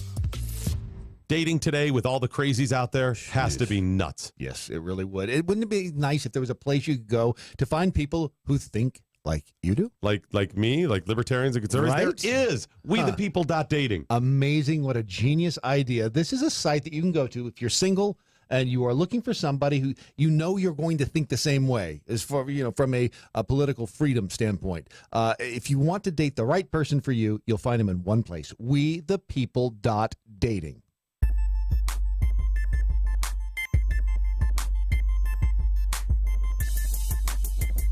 Element mattress is fantastic. And if you don't have an Element mattress, you are missing out. Brad, how do you sleep? You're getting older there. How's your sleep? How's that working out for you? Sleeping is an interesting experience. If it wasn't for a comfortable mattress, I think I'd be next to you in the clock tower. Yes, exactly. It's crazy. I mean, and it's more difficult when you get older. I don't know what it is. You just don't sleep the same way. It's getting older. But I mean, I don't know why. Why would that? Why do you have trouble sleeping? Sleeping should be. Why is that a challenge? Because you're closer to death. No, but that should actually be easier then, right? No, it's just to make you realize. Want death? Yes, death will be a welcome respite. In the meantime, you might as well try to sleep comfortably. Sleeping. There's a comedian did a bit. He goes, "Yeah, I woke up, my back's hurting because I slept wrong." You slept wrong? What does that mean? It's true, though. Yeah. It matters so much. Element mattress is the top of the line, the best you can get. Of course, it comes shipped to you in a box, so you don't have to go pick it up or anything like that. It's really easy to put together. You put the box in the bedroom, cut the box open, do it in there. Yes. It's going to be easier for you. Follow the instructions, and it works great. Yes, it is based partially on memory foam. You're like, I don't like the memory foam. It's whatever. It's not what you think. I didn't like it either, and I love my Element mattress. The technology has changed. It's not hot anymore. It's much more comfortable. And I have a more firm mattress because I don't like the real soft ones. Right. And the firm, it's firm. You don't have to, I don't know how they did this, but they did it. They pulled it off. Every day, Doc says, give it to me firm. It works great. And the copper, the Element copper mattress is the one you really want to look at because it has those copper fibers in it. You don't notice them. You can't tell, anything like that, except that is antibacterial, antifungal, and it kills dust mites. Think about those little dust mites running across your body all night long. Well, and we've had this surge of bed bugs in the last 10 years out of nowhere. They were erratic. Nope, all that stuff's back. Yeah. Well, more of this stuff is coming. So get the copper Element mattress. You don't have to worry about any of it. And you're going to go to the website, and the prices are not cheap. This is not a $50 item. It's not what it is. But all those prices are 50% off. For this audience exclusively, all you have to do is use the promo code MoJo50. So you look at it, you go, oh, it's 50% off of that. Okay, that's reasonable. That's doable. This is what's called a loss leader. Right. They've never done this before, period. Anything like this. But they're like, there's good reason, because it's crazy to sell your stuff for half off. They're just like, hey, we want to see if this works. We want to see if the platform works. We want to see if your audience engage or whatever, and continue advertising. They get it. I understand. And we're like, okay, so they're like, let's see. And we know once people try the mattress, they will become evangelists. They will tell other people about it. They will buy their, future mattresses from us. Yep. And they're right. Just go to elementmattress.com. Elementmattress.com. They're going to give you 100 nights sleep on it free. So it's free returns after 100 nights if you don't like it. So like 3.5 months, you can sleep on it if you don't like it, send it back, full refund. And they can get it. Oh, yeah. And then if you do like it, they're going to give you a lifetime warranty. So it's perfect. There's nothing to chance. Just go to elementmattress.com. The promo code you're looking for is MoJo50. MoJo50. Missy Lou, Brad and Doc need to write a book on sex in the middle age called The Prostate Chronicles. Yeah, I was in such a good mood today, and then we started talking about sex after 40. And yeah, it just kind of happened that way. TJ Toppin, there you have it. Brad admits that a piece of plywood on cinder blocks would be better than the current desk. I've never liked this TJ Toppin guy. He's very shrewd, very shrewd. Black Suit Larky. Whatever you want to do is fine. It's fine. Oh, ironically, Black Suit Larky Farkin just said, no, you can do it however you want. Where have I heard that before? Just do it. It's fine. Oh, wait, when I was married, yeah. I know how it's, believe me, now it's no longer a challenge, it's a quest. It's a quest to what? Oh, it's a quest. What are you questing? It's a quest to show the world that the design will work. I don't care if it works or not. It works. I'm just saying. It works. There's going to be trouble. It's going to be as tall as the ceiling and wall to wall. See, I said versatile, so it's a round desk. And then as we get more people, because like on Black Friday, it's going to be me and you and Matt and Chef Patrick and Ron and other people and guests coming and going. And I said this way, or on election night, where we're all in here again. Right. It's a round desk where normally you and I are here, or Matt's here, and Ron, but we can all kind of huddle around and just add a couple of extra mics on just desktop stands. You don't need these crazy arms. Who the hell likes these? Who designs these?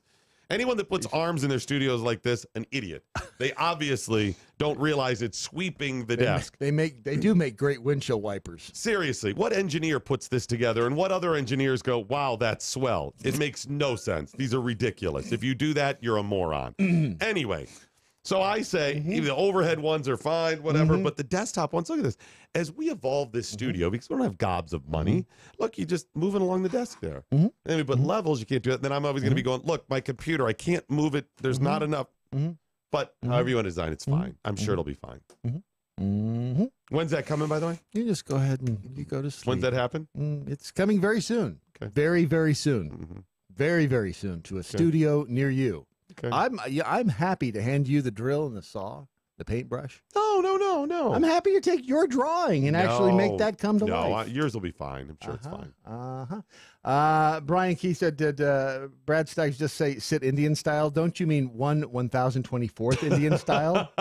Or is that cultural appropriation as well? No, and it's not Indian style. It's crisscross applesauce. I wanted to punch the woman in the face when I heard her say this. That's been around for 20 years now. Yes, it has. My son, who's 16, he comes home and he's like, yeah, crisscross apple. I go, what? And he shows me and I go, you mean Indian style? And he just looked at me. What? And I go, I'm sorry. Native American style. Try that. Love American style. Yeah, try that. No. Feather, not dot. You're doing it wrong. Golly. All right, get the comments in. We get to more of your Daily Mojo coming up next.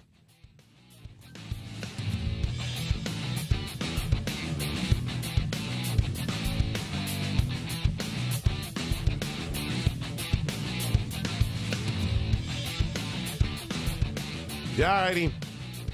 Couple more communiques. Move on. Let's see. Dennis Nelson, love the show. Time slots. Much needed for us early political addict early risers. Dennis, you must be over 40. Oh, nice. Good for you. Good for you. Karen Ashmore over on Facebook. Believe it or not, I am related to Adam and Eve. Prove it. Prove it. Yeah, some crazy 1/24th or something. Right. This is let's see here. No, can't read that one. Nope, can't read that one either. Let me go over to MeWe. Yeah, go to MeWe.com and sign up for an account today. Yeah. We'll have some big news coming up in the next week or so. Okay, I listened to this before having my coffee, but when did the show go from Morning Mojo to Daily Mojo? It was Daily Mojo all along, and then it was morning, then it was daily. You want to open up that can of worms, too? We're already on the desk here. Want to talk about the desk? We can talk about the Daily Mojo as well. All right. So here's the thing. So I knew at some point that I would likely do mornings on this platform. And so in the back of my head, and I'd even expressed it to Brad and other people, that it would be the Morning Mojo. And then Brad and Beth and some other people were like, you should call it the Daily Mojo until then. And even said to me that you can always migrate it to Morning Mojo when you go to mornings. That's what was said to me. So when we started abruptly, unexpectedly, decided to do mornings here, we did it. And I just naturally in the back of my head migrated to that. I didn't know that Ron was already going to have to change everything all across the social media. I'm sorry, all the platforms where we post this stuff. You did what's called a flyby. You did a flyby. Doc did the flyby, and I did the premature. Yes, you did. You got hooked. You got hooked by his flyby. Right. There are people in this world who they have great ideas, but then they'll drop one on you, and what you have to do is learn to wait 72 hours. Okay, but see, that was already the plan. That already That's gestated what I thought the for plan months. was, too. I thought the plan was to go to the morning. And then we realized that there was a bunch of people out there that call themselves Mojo and whatever, and it was just too difficult. And I'm like, okay, I don't know. I wasn't just Doc Thompson and others. Other hangers-on. Coat tailers. It's Doc Thompson and the coat tailors. Doc Thompson and people who annoy the hell out of him for 3 hours a day. Although the problem with that is they would confuse that with my home life. See? Oh, he's doing a show from home now, too. No, that's something completely different. So then Ron changed everything to Morning Mojo, and then which took him hours and hours all across the platform. And people are like, we should go back to daily. And actually, we didn't even end up on the Daily Mojo. We ended up on Doc Thompson's Daily Mojo. Right, because then Brad Staggs said you ought to lead with your name because that's what people know. I said it, yeah. Doc's You did say my it. name needs to go above the title. It's Folks, like the remember movies. about an hour ago I said it's like we stumbled on a cold air bunker. Government got on top of a rocket, and we don't know where it's going. We really don't. There it is. But we've got it now. Going to be exciting. It's the Daily Mojo with Doc Thompson, or Doc Thompson's Daily Mojo. Have we decided on which way that goes? Not yet. Okay. Not yet.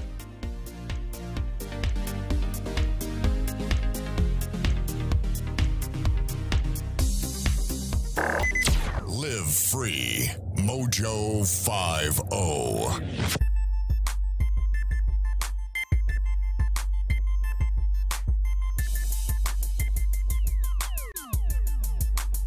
More of Doc Thompson next. MoJo 50.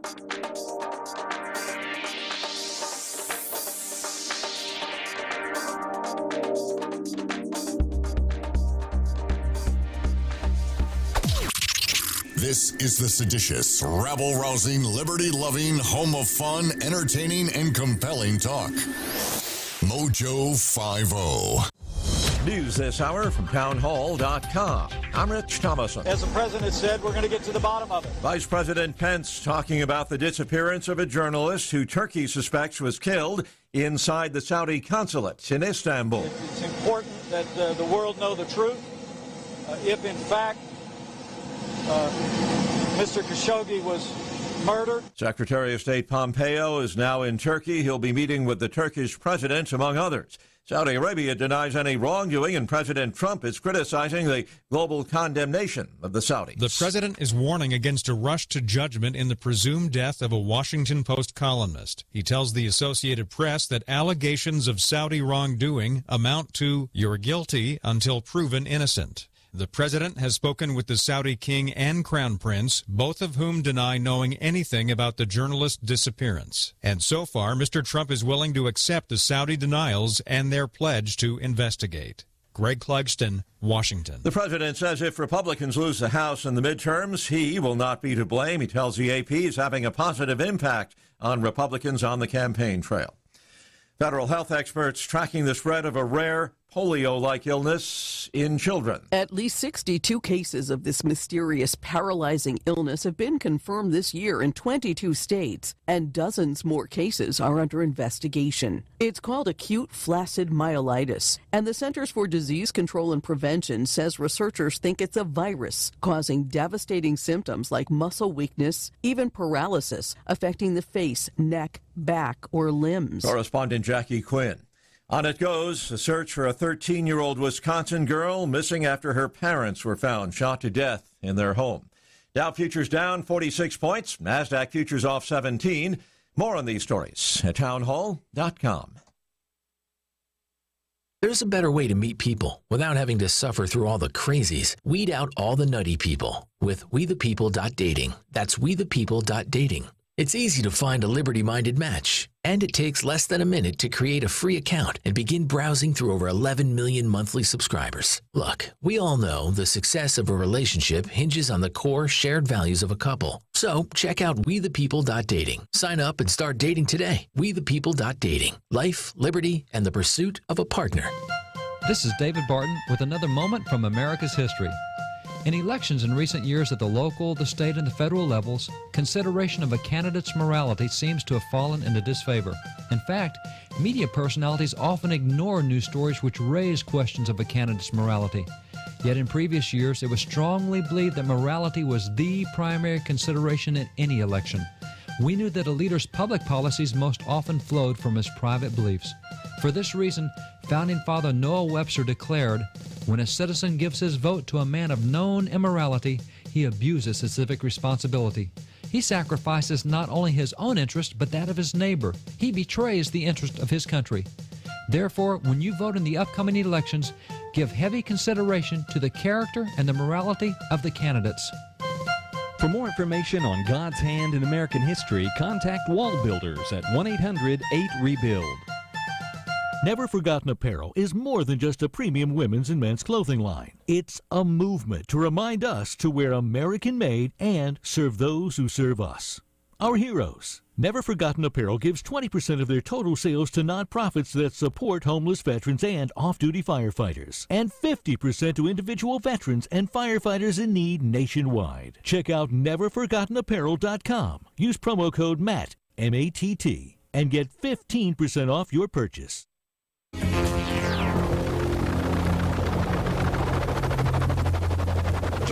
mothership has landed. Doc Thompson and Brad Staggs live from the Freedom Dojo on MoJo 50. It all rhymed. It does. It's funny how that works out that way. Mm-hmm. Brad Staggs, we are just 20. Count them 20 days from your midterm elections. That's less than 21, which would be 3 weeks from yesterday. Yes. 3 weeks. So what do we know likely, what will likely happen in the midterms? What is our... Well, what do we think? What do we know? I think we know that both sides are going to turn out in force. They will. And that there will likely be, I don't think there'll be a blue or a red wave. I think it's going to kind of negate each other. Yeah, pretty much. I think it's going to, there will be some significant turnout. It's not going to be the turnout everybody thinks. Probably because not. people are also, got to remember, enough energy to get people to turn out also means they want to forget about this stuff. You've got to, when you're trying to create that energy, excitement, anger, frustration in order to get people to turn out, it's got to be timed right. Yes. Because at some point you also start going, I just can't listen anymore. I can't listen to the news. I'm too pissed off. I'm not going to. Well, it changes so quickly, too. And you also quickly get to the point of, well, why should I vote? All those people are just going to turn out, and it's not going to matter if I vote anyway. Yeah. That's the reason. If you look, the message has been unified all across Democrat platforms. Get the vote out. Get the vote out. You got to vote. You got to vote. You pull up Google, and there's little messages. Here's when you can vote. Countdown to the midterms, whatever. Yahoo has a link up at the top. They're right at their name that says, here's where you can go vote. Yep. Right? I mean, it's why? everywhere. It's everywhere. Are they hoping that, why are they so passionate about people voting? This is code, folks. The uninformed. Right. They're not saying, let me back up. They don't mean we at Google, we at the New York Times, we at Yahoo, we at fill in whatever other place are so passionate about our representative republic, knowing it's your right, responsibility, and duty to vote. We're going to remind all people and hope that all people, regardless of political persuasion, will turn out to vote. No. They're saying we're hoping liberals turn out to vote. Yes. And they tailor it. They know who their audience is. They know what the messages are. They know those platforms are primarily liberal. That's what it is. That's why Rock the Vote was so, Rock the Vote. You had British people going, I'm a rocker, Rock the Vote on MTV. Well, it's because they do their research on the candidates before they go out to vote. No. They know that younger folk, the people back in the day when they did Rock the Vote on MTV, they know that they're going to vote lefty. Yeah. So they got the vote, but they're a nonprofit quite often. I don't know if Rock the Vote specifically is, but they're nonprofits, and people let them roll into their schools and talk to the kids, and they go into the shopping malls and wherever else because they're not political, Brad. They're not saying rock the blue vote. No. They're not saying vote for Republicans. Get out there and vote. Just vote. That's what it is. But there's an underlying message and directive, and it's marketed to vote if you're lefty. That's it. That's what they're doing here. Oh, that's what Taylor Swift did. I can't support Marsha Blackburn, this, that, the other. But then she did add the caveat, make sure that you research your candidates and then vote. And that's what they do. It's crap. It's BS, and we know that. That's the CYA. So I think that people will be energized, not as energized as they think, because I think they're going to miss their window a little bit here. I think they have mistaken the energy on the right. I did as well. I mean, the Taylor Swift thing and the Kavanaugh thing, if it was just, hey, the Democrats are engaged and they're speaking out against Brett Kavanaugh and stuff like this, yes, I think Republicans would have said, all right, yeah, all right, you're going to win a few. But when they saw the character assassination and as part of the energy to get Democrats to turn out, that energy, they had to go full crazy. You don't go full retard. You don't go full crazy. And they went full crazy. When you see Let's call for violence. Let's call for the president to be assassinated. When you see Sweatnick, no, that guy, I kept going to parties where there were rape trains, and then I was rape trained. Crazy talk. Right? And this guy was, come on, and we all knew it's crap. People on the right are pissed. It's not even like they're energized because they're going to make sure the Democrats don't. No, they're pissed at the progressive character assassination. They're tired of the Me Too thing. This Me Too thing is going to bite them in the ass. See what you did there. It is. Why? It wasn't just women need to be heard and we got some problems here. It would have even faded because that was a year ago. That was started a year ago. The Kavanaugh thing ginned the whole thing up again, and the Alyssa Milano cookies and everybody else, and the right is tired of it. And they are going to turn out. So to your point, Brad, I think there is going to be more people, not to the point they think. It's the midterms, right? It's not never, huge or as big as a presidential election. But I think the Democrats are already conceding some because they also, if they know that they're likely not going to take the Senate. Right. So at best, they would take the House, and the Republicans are probably going to pick up a seat or two. What is going to be their message? They're already starting to craft now the excuses. You see what I'm saying? Yeah. We hammered this for 2 years. Get out the vote. You turn out. Look what they're doing. They pulled out all the stops. They went full retard, right? They did all this stuff. Oh my gosh, what happens in the day after when it didn't work? Right. There's nowhere left to go. No. So they're starting the Republicans they'll take the Senate. We hope to take the House. That's what they're doing here. Yeah. So they can live to fight another day. Yeah, they're setting up the narrative. Right. No, what I hope doesn't happen, though, is that the Republicans stay home. They're not. It's too close. The window, it's still 3 weeks, but I think you're close enough. It's hard to stay angry that long. Oh, they know the crazy. All you need, Elizabeth Warren story. In fact, that's the reason Obama's one of his former campaign managers got pissed at Elizabeth Warren. She muddied the message, right? Yeah. And what did she do? She got all the people on the right engaged again. Are you 124th? Are you out of your mind, you knucklehead? Right? Yeah. So they see that in mass as the progressive agenda continuing to roll out. So, and the people on the right are also worried about the impeachment of Trump. Impeachment start in the House. So you had who's the guy from California, the Democrat? Anyway, Schiff, Adam Schiff, speculate that and say they're going to try to impeach this guy. For what? Doesn't matter. It doesn't matter. I mean, I know you can impeach him for whatever, but it's just what a waste of time. They're going to try to impeach him. They likely will impeach him if they have the House, and then he won't get kicked out of office or anything because they'll go over to the Senate. Just drag it. But they will be a media. Then they'll say this sets up 2020, and that's the whole thing. That's what they're doing here.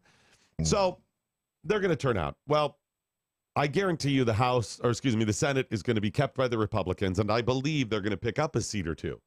So the Democrats are like, oh, crap. We didn't just keep it. They actually, imagine if the Republicans added 6 seats. Oh, my, holy 57, and it's possible. It's quite possible. Likely? I don't know. But that's a huge wind out of the sails for the blue wave, right? Well, and again, Trump changed all the rules. So we have, it's all conjecture, and it's based on a fallacy to begin with. And now with the rules being changed, who knows what's going to happen? Then you got the House. What if there's not a blue wave and they take it by just a vote or two? That's not going to be enough, or a seat or two. It's not going to be enough for their wave. Well, at least there'll be a lot of excuses. Because remember, they're just trying to set up then 2 years from now. What's going to help them win again? What if they maintain the House? And then what do they do to try to gin people up in the room, the coming 2 years? Well, and to be fair, what have the Republicans done? They've had control of everything for 2 years, and the good news for Republicans, and this is what they should all be campaigning on, just from a political pundit standpoint, regardless of whether you like the parties, the advice is campaign on they're going to do Trump in. Well, you guys didn't work with them, and you didn't do anything. Do you really want to see Trump go away? We're the only thing standing in between him being impeached. See what I'm saying? And then You've got all the people that are going to run for president. You've got Avenatti out there who's been to Iowa and traveling all over. So it'll be exciting, but the Democrats are going full retard. America, it's time to get naughty. Because when the going gets tough, America needs a tough, brilliant legal mind to go bareback into danger. To ride out any stormy weather, Michael Avenatti. He's fearless, ruthless, and his test came back negative except for one. But don't worry, he's putting ointment on it. Michael Avenatti, specializing in affairs, foreign and domestic. Daddy, you look so good. He's your man with a plan and an unusual birthmark, which he'll show you for a price. His platform includes his promise to be the first president to nominate himself for the U.S. Supreme Court. He promises to single-handedly share any inappropriate texts after he makes a copy. And he promises to end the national debt by blackmailing congressmen with sexual harassment complaints against them to pony up or we'll spill the beans. Truly, the greatest mind since Clarence Darrow and whoever invented the personal lube. Come on, America. Let's get naughty. Michael Avenatti for president. Paid for with laundered cash because you don't know where it's been. Ooh. Let's get naughty with Avenatti. I think I got a campaign slogan for him. What do you think? Let's get Michael Avenatti. Well, you're saying that a slip and fall attorney could be president. That's like saying a game show host could be president of the United States. I mean, stop talking crazy. You get John Parr out. He redoes the song. Right? Naughty. Naughty, Michael Avenatti. John Parr do that? Was it John Parr? I think it was John Parr. He did sing St. Elmo's Fire. Or was it Billy Squire? I think it may have been Billy. Billy Squire. Edit that piece out, Ron.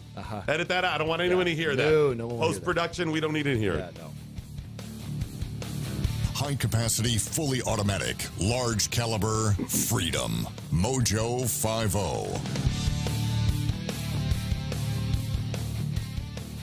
Hey guys, it's Ron Phillips with the Conservative Cartel. You know, everyone lives with a little bit of pain, but living with diabetes can be a real pain. While you may have to test your blood sugar and take insulin, ordering your testing supplies shouldn't be one more pain you have to deal with. At least it's not when you work with Diathrive.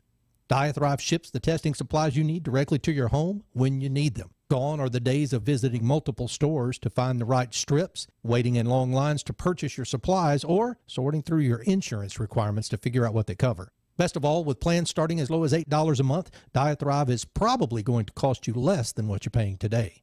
Diathrive saves you time and money. Plus, they're pretty fun to work with, too. So why don't you give Diathrive a chance to show you there's a better way to manage your diabetes? They're so convinced that you'll love their service that they're offering your first month of supplies free. Simply type the code MATT, that's M-A-T-T, at checkout.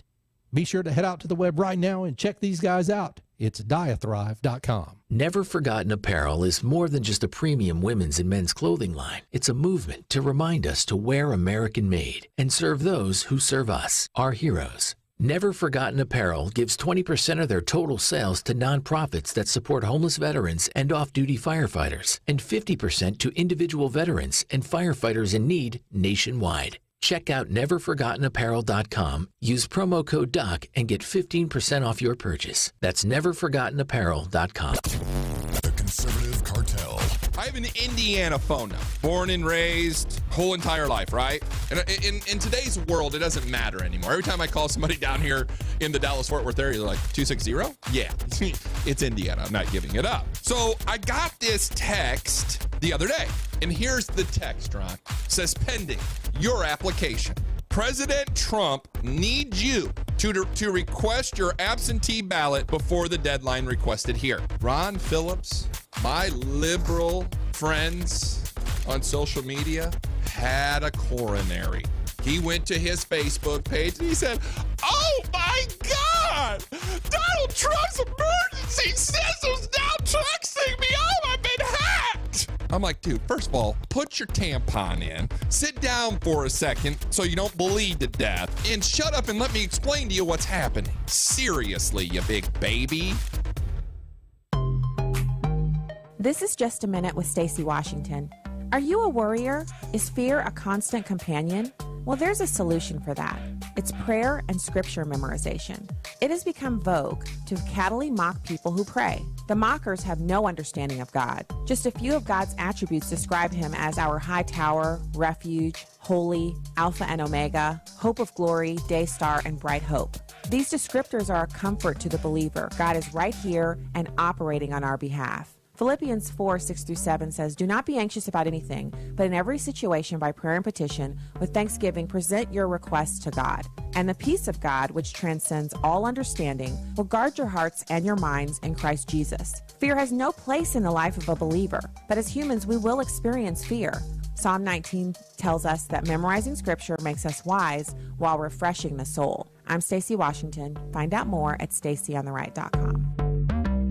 Take the pain out of ordering your diabetic testing supplies with Diathrive. Diathrive ships the testing supplies you need directly to you when you need them. Best of all, with plans starting as low as $8 a month, Diathrive is probably going to cost you less than what you're paying today. Diathrive is so convinced that you'll love their service, they're offering your first month of supplies free. Simply type the code DOC, D-O-C, at checkout. Diathrive.com. That's D-I-A, thrive.com. So I had a brilliant idea that I presented at our board meeting last night. I came up with that what we would do is, and we'll do this in the next week or so, at our website, MoJo50.com, we'll put up a link to a list, a little drop down or something, of all of our sponsors. So if you really want to just help the show out and you're like, listen, I like what you guys do, so I'll start with your sponsors, so people can just go there and say, hey, I'm just going to shop for a widget. Let's see if, widgets are us. There we go. It's or whatever. One-stop clicking. Right, and you can go there. So I had this brilliant idea, and I presented it at the meeting last night, something I came up with, and the team loved it. So in the next week or so, we'll get that done. So you finally had a good idea, is what you're saying. Brilliant idea. You finally had a brilliant. It did not come via an email that I got from a listener. It did not. It was all mine. And it was genius. Loved it. And you guys all thought it was great. It was a beautiful idea. Beautiful. I can't imagine what it must be like to work with me. I mean, you guys must just every day pinch us. This is amazing. I can't imagine it either. Every day I pinch Ron and ask him if it's true that we could actually be working with you. Every day you guys are like, I can't believe I am blessed to be working with this guy. Blessed isn't the word that I use, though. In awe. I know it's in awe. It's You're not like, in I awe can't believe I get to, to be around this level of genius. Different. See, I have no way of knowing what that would be like. Because there's nobody at this level. You're absolutely right. You have no idea. That's what I'm saying. It's like there's nobody out there like me that I would be in awe of like that, because I'm top of the line when it comes to what I do. Ron is in agreement. There is there's nothing quite like that's what I'm saying. Having to I will never have any idea. So I sometimes I drive down the road and I'm like, be saddled to that horse. They are lucky. Right, and you guys just thought I was They sick are last lucky. week. Yeah. Lucky is not the word that I really come up with. Good for them that they get to be around me like this. It's got to be wonderful. It's more of a sometimes when I think like, I don't feel like coming in, and I'm like, no, these guys are not going to get their daily doc. It's and like lice. I know what it's. You keep scratching and the lice. And then once it's gone, how much better you feel? Like that level? Is that what you're saying? No, I understand it's more that. the scratchy part. Well, it's. I come up with these ideas, folks. That's what I am. I'm an ideas man. Ideas. Painful all the damn time. Yes, it's very much yes. Doesn't sound right to me, but I don't have gout, so I don't know. You guys are talking, and I know what you're doing. What are we You're just playing the little radio shtick. I get you, okay? Yes, but secretly, that's what we are. They love working with me. You can, the audience can only imagine too what it would be the like. audience can see us. So that drop down, when we put that up there the next day, my idea, not a listener's. No. They may have come up with it too, but it was all mine. I had it before them. I had it years ago. I had it before I even had a radio show that we would do this, before the internet existed. Sorry, you don't know. Sorry, Frank. I responded to you. Patriot Mobile will be listed there. So you'll go there and you're going to go mobile company, which Patriot Mobile. Boom. Why? Because Patriot Mobile supports this program, and Patriot Mobile is the mobile company that you need to use. Why? Because they are the only non-progressive mobile company out there. The only one. And you could win $1 million. Are they giving $1 million away? I don't know, but you could. Okay, see, that's kind of misleading. I don't think there's anything to do with it. But it sounds they got good. people's attention. Now they're listening. See, that's what I have to work with you, and I understand what that's like. $1 million. PatriotMobile.com/doc. You go there, and you sign up, And no longer will your money go to AT&T or Verizon or any of these that take some of that money and work against you. Oh, sure, they'll put a couple of bucks to things you like so they can go, no, we support. But look at the money. Don't take my word for it. Do your research and look. And you will see that they disproportionately give money to progressive causes and candidates while marketing that, no, they're fair and whatever. They're not. It's crap. It's a lie. Patriot Mobile, I know those people. I've met the people. I've met the CEO and the other people that work in the office and the marketing people, and they're good people who believe like you and I, and they're tired of all that nonsense. It's not about boycotts of other companies or trying to try people in the court of public opinion and get their company to tank. No, it's simply about supporting people and companies with your dollars at times who support you. So I humbly ask you today to go to patriotmobile.com/doc or call 800-8-PATRIOT and sign up for an account. Doc, I know, but they're more. No, they're not. They're not more expensive. What about the coverage? Coverage is fantastic. Customer service, wonderful. It only takes a couple of minutes to switch over. You can keep your phone number. They have deals on cell phones. So if you don't have a phone, you can rent one, $4 a month, and it's even an iPhone. It's not the X, but pay a couple bucks more and work your way up. Just go to patriotmobile.com/doc or 800-8-PATRIOT. Please sign up today. So where are the Democrats going if they take power? What are they going to do? Adam Schiff said they're going to impeach Trump. For what? Doesn't matter. I just want you to know what's coming. They're going to do this, right? Okay. What happens if they take the Senate as well? They will stand in the way of any nominee that he has to Supreme Court if he gets an opportunity. Right. Okay. And by that you mean if when Ruth Bader Ginsburg dies. You know what? I'm convinced she's not. Everyone thinks that. I think all of the others will die. I'm not joking. I think she's going to hang on to 147. I'm telling you, your dark horse candidate for going down is Elena Kagan. And she might be a dark whore, too. I don't know. But she's the one.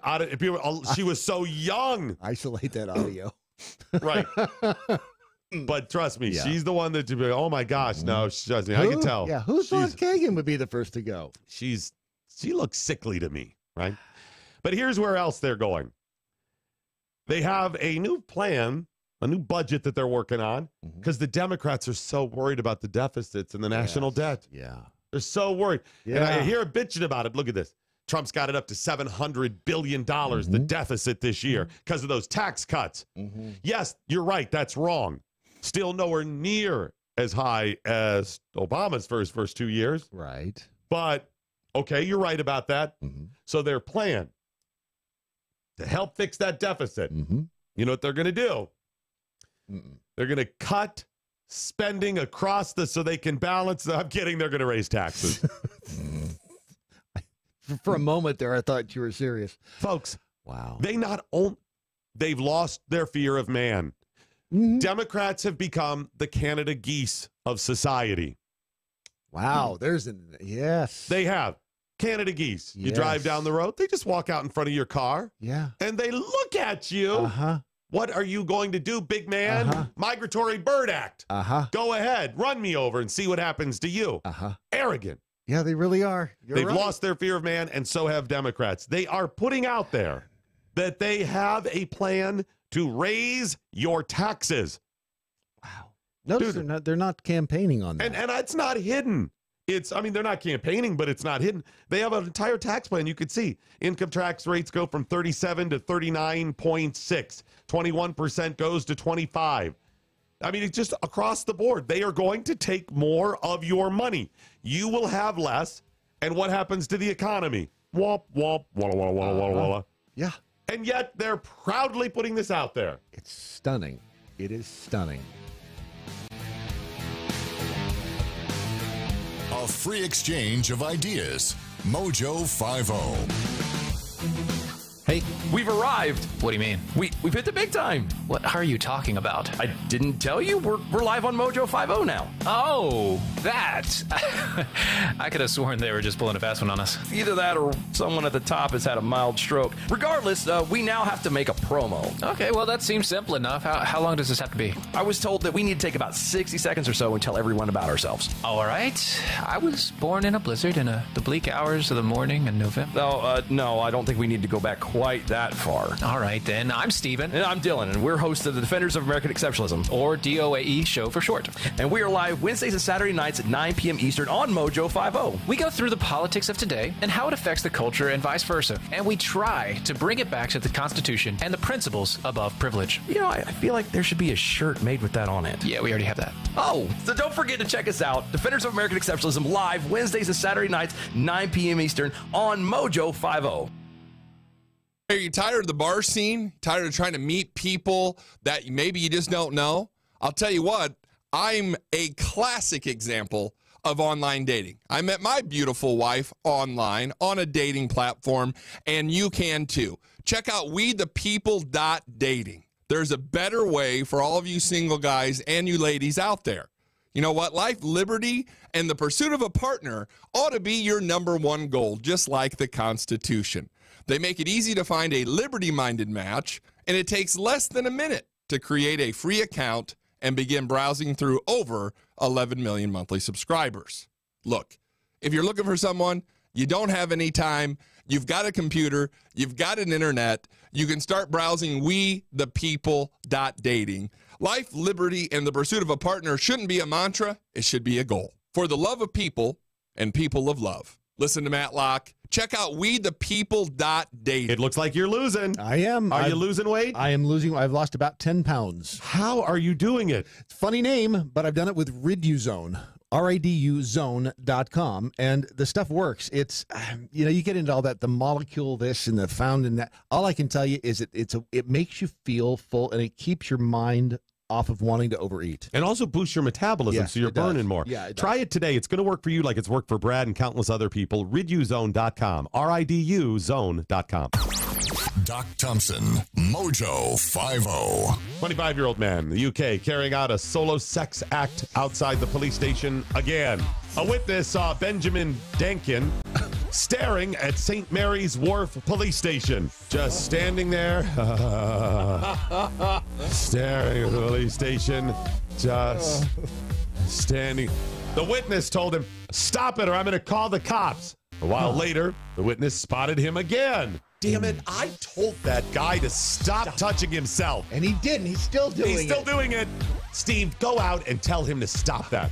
Go out there and just whack him. No. Whack him right. Whack. You don't want it. What? No, you don't want it. He already is. So jerk him right out of that front of the police. No. It's again, you're being redundant. Speak to him firmly. I don't think that. No, that's not going to work either. You know why he's doing it? Why is that? Because it feels good. Never Forgotten Apparel is more than just a premium women's and men's clothing line. It's a movement to remind us to wear American made and serve those who serve us, our heroes. Never Forgotten Apparel gives 20% of their total sales to nonprofits that support homeless veterans and off-duty firefighters, and 50% to individual veterans and firefighters in need nationwide. Check out neverforgottenapparel.com, use promo code DOC, and get 15% off your purchase. That's neverforgottenapparel.com. How dare you, Nicole? How dare you besmirch this platform and this radio broadcast? I can't believe she put it in writing. She, Nicole over on Facebook, she says, I really want to watch this, but every time I turn it on, commercials forever. Thank you. We've got to pay the bills. What do you want from us? Send us money, Nicole. How about this? How about, and I'm just spitballing here. All right. Spitballing. Yes. How about we just do away with a lot of those commercials? Well, that would be crazy. Then, that would be nuts. That would be, I just don't, how would you do that? You don't play as many. We just play so a bunch less. Don't play as many. I'm not talking like, okay, we'll play like 2 less. What if, and I'm just spitballing here. What if, let's say, just pick an arbitrary date like Monday. Monday, okay. Like Monday. Okay. Yeah. We just play a lot less commercials. Wow. Dramatically cut them down to almost none. Man, you were talking crazy now. Did you, you've been drinking? I'm just spitballing. I'm not saying. Okay. What do you think? It would be nice. Would that be better for Nicole? I think, well, Nicole, you'll have to tell us that. But if that would make you happy, Nicole, I mean, it's okay, Nicole, if we don't make any damn money and we all starve and our children are on the streets begging, more, sir, may I have some gruel? But it's okay. You want less commercials, Nicole? Fine. We'll just do it. Monday, there'll be less commercials. Ron, you got that? Just less commercials Mondays. Less commercials on Monday. So, Nicole. I'm not joking, by the way. Nicole thinks I'm joking about this. I'm not joking. Monday, there will be dramatically less commercials. We found a way. No, it's okay, Nicole.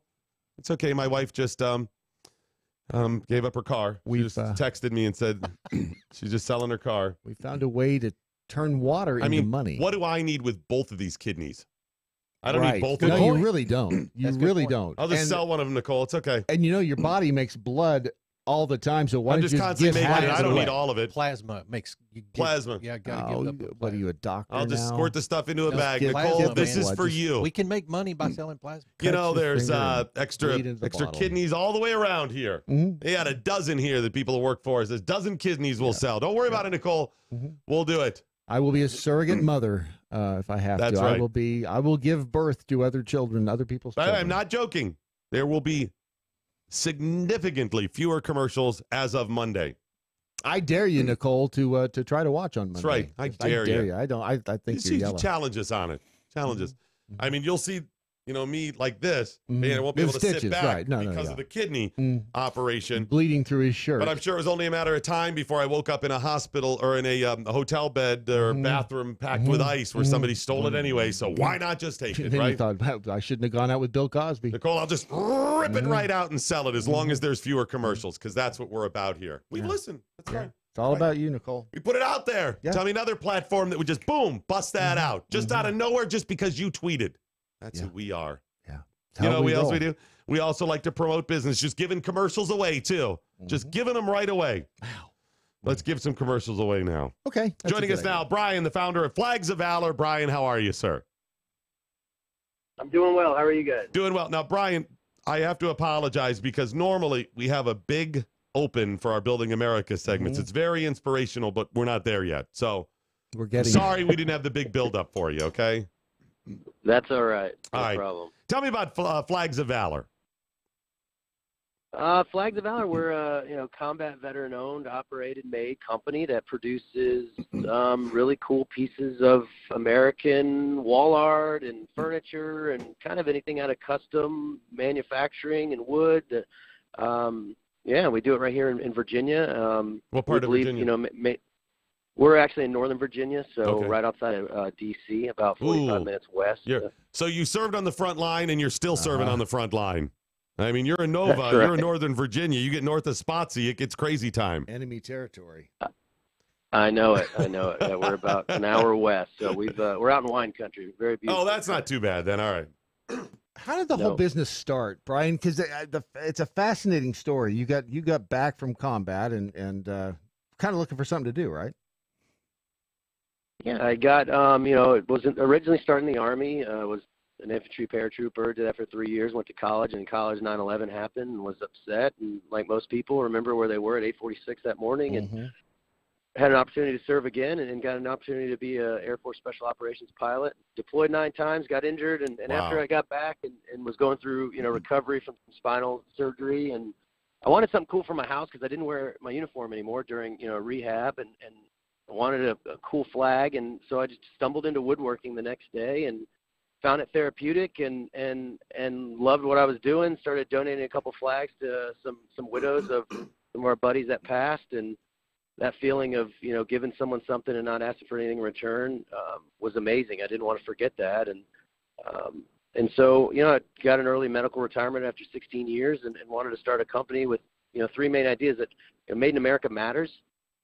It does. I wanted to be able to give. I wanted to be able to give back, and I wanted to hire combat veterans. So 3 years later, we have 22 employees. 18 of those are combat veterans. We've touched the lives of probably 50 different servicemen and women as they transition out, and we've raised almost upwards of $1 million in 3 years for some great organizations, and we continue to make things in America. We utilize all American tools and supplies and materials, and it's awesome. That's really cool. That's really inspiring as well. Where do you guys go from here? continue to grow? Yeah, we like to say, Charlie Mike, we continue mission, keep hiring veterans, diversify product offerings, continue to grow. I mean, we're working with local VA hospitals now and hiring some veterans that are going through transitional programs through the VA hospitals and just continue to keep growing and doing what we think is the right thing to do, and that's keep hiring veterans and making stuff in America. Real quick, so it's flagsofvalor.com. Is that the website? Correct. Okay, flagsofvalor.com. I'll tweet it out. I'll put it on MeWe, and by that I mean Brad will. Put it on Facebook. Put it up there, flagsofvalor.com. I'm curious, would you be willing to help us in the future understand, maybe connect with some other veterans, what is going on with veterans in America now? It's been a mission of mine for the last couple of years, and I haven't been able to do all I wanted to do, but now I think I can with this new platform, to tell veteran stories and to get them some help. And I don't mean that in a pandering, veterans need help. I mean to put them in situations where they can help themselves. Oh, absolutely. I mean, that's kind of been the main highlight, I think, since we launched the company is really understanding that, we're happy to be veterans. We're different. We need different, and they're not alone. And when a lot of these men and women come back, especially from combat, they are kind of, juggling around through society and work environments and trying to find that right fit. And being around other veterans is really what everyone kind of misses, that camaraderie. And so we would love to be able to do that and continue to do that. Well, we've got some huge ideas coming up in the next couple of months. In fact, we'll announce one probably on Black Friday. We have a Black Friday event where we just give commercials away, and you're welcome to join us, and we'll give you some airtime then as well, like every business that wants to call in. But we're going to make a big announcement, and we could use your help and some other people's helps that could direct us to the right charities and some places veterans can get help. But it'll be big, and we'll let you know about it coming up. Hey, yeah, absolutely. Brian, the part of your story that really fascinated me was you said that you one day when you got home, you just went out in the garage and you hadn't really worked with tools before, but you just decided to pick them up and start making stuff. I mean, that's pretty impressive for somebody who's not a tool guy to just jump right in there like that. Well, yeah, I mean, like I said, the flag that I actually wanted to buy at the time wasn't made in America. It was the only one I could find online, and so that kind of inspired me. Looking around my garage and said, man, I got a bunch of tools. Why don't I just try and figure this stuff out? I mean, that's kind of what we do as veterans, right? None of us join the military and already know how to be a Marine or a soldier. Right. You get taught and you teach yourself and you learn from it, and it's been awesome. It's been a wild ride from the beginning, and we've come a long way and couldn't do it without all of our guys back at the shop. So if you had to give a business that's starting up, I don't know, maybe a media platform or so, new business advice, what would you tell them? How are you successful? I think you just stick into the core values of what you believe in. And like I said, if we don't do one of those three things, we don't make things in America, we don't give back, we don't hire veterans, we're not going to do it. And that's pretty simple for us to stick by. I surrounded myself with a strong network from the beginning and mentors and really asking for help. I mean, there's no Flags of Valor book for dummies, and a lot of this you just got to learn as you go. I don't care how many business degrees you have. Dynamic environment, you're always learning. So some of it's real world, right? Learning on the fly. That's right. Brian, God bless you. Great company, great mantra, great attitude. We'll help you out any way we can in the future. It's flagsofvalor.com. We'll post it so hopefully people will go there and support your business. Please join us on Black Friday, and we'll be in touch before then to see if maybe you can help us out. And I think we'll do some good together, okay? Thank you so much for having us today. We really appreciate it. Thanks, Brian. Appreciate it, buddy. It's flagsofvalor.com. Good people. This is a little good. Doctor has a little ace up his sleeve that this is going to. Well, and Brian said something because he said that the flag that he wanted to buy wasn't made in America. And I'm always stunned when you see stuff that patriotic stuff. 4th of July, you get the little flags and stuff, the little plastic, and you look at them, made in China. Yep. It's just bizarre that we as a country have stopped making things here.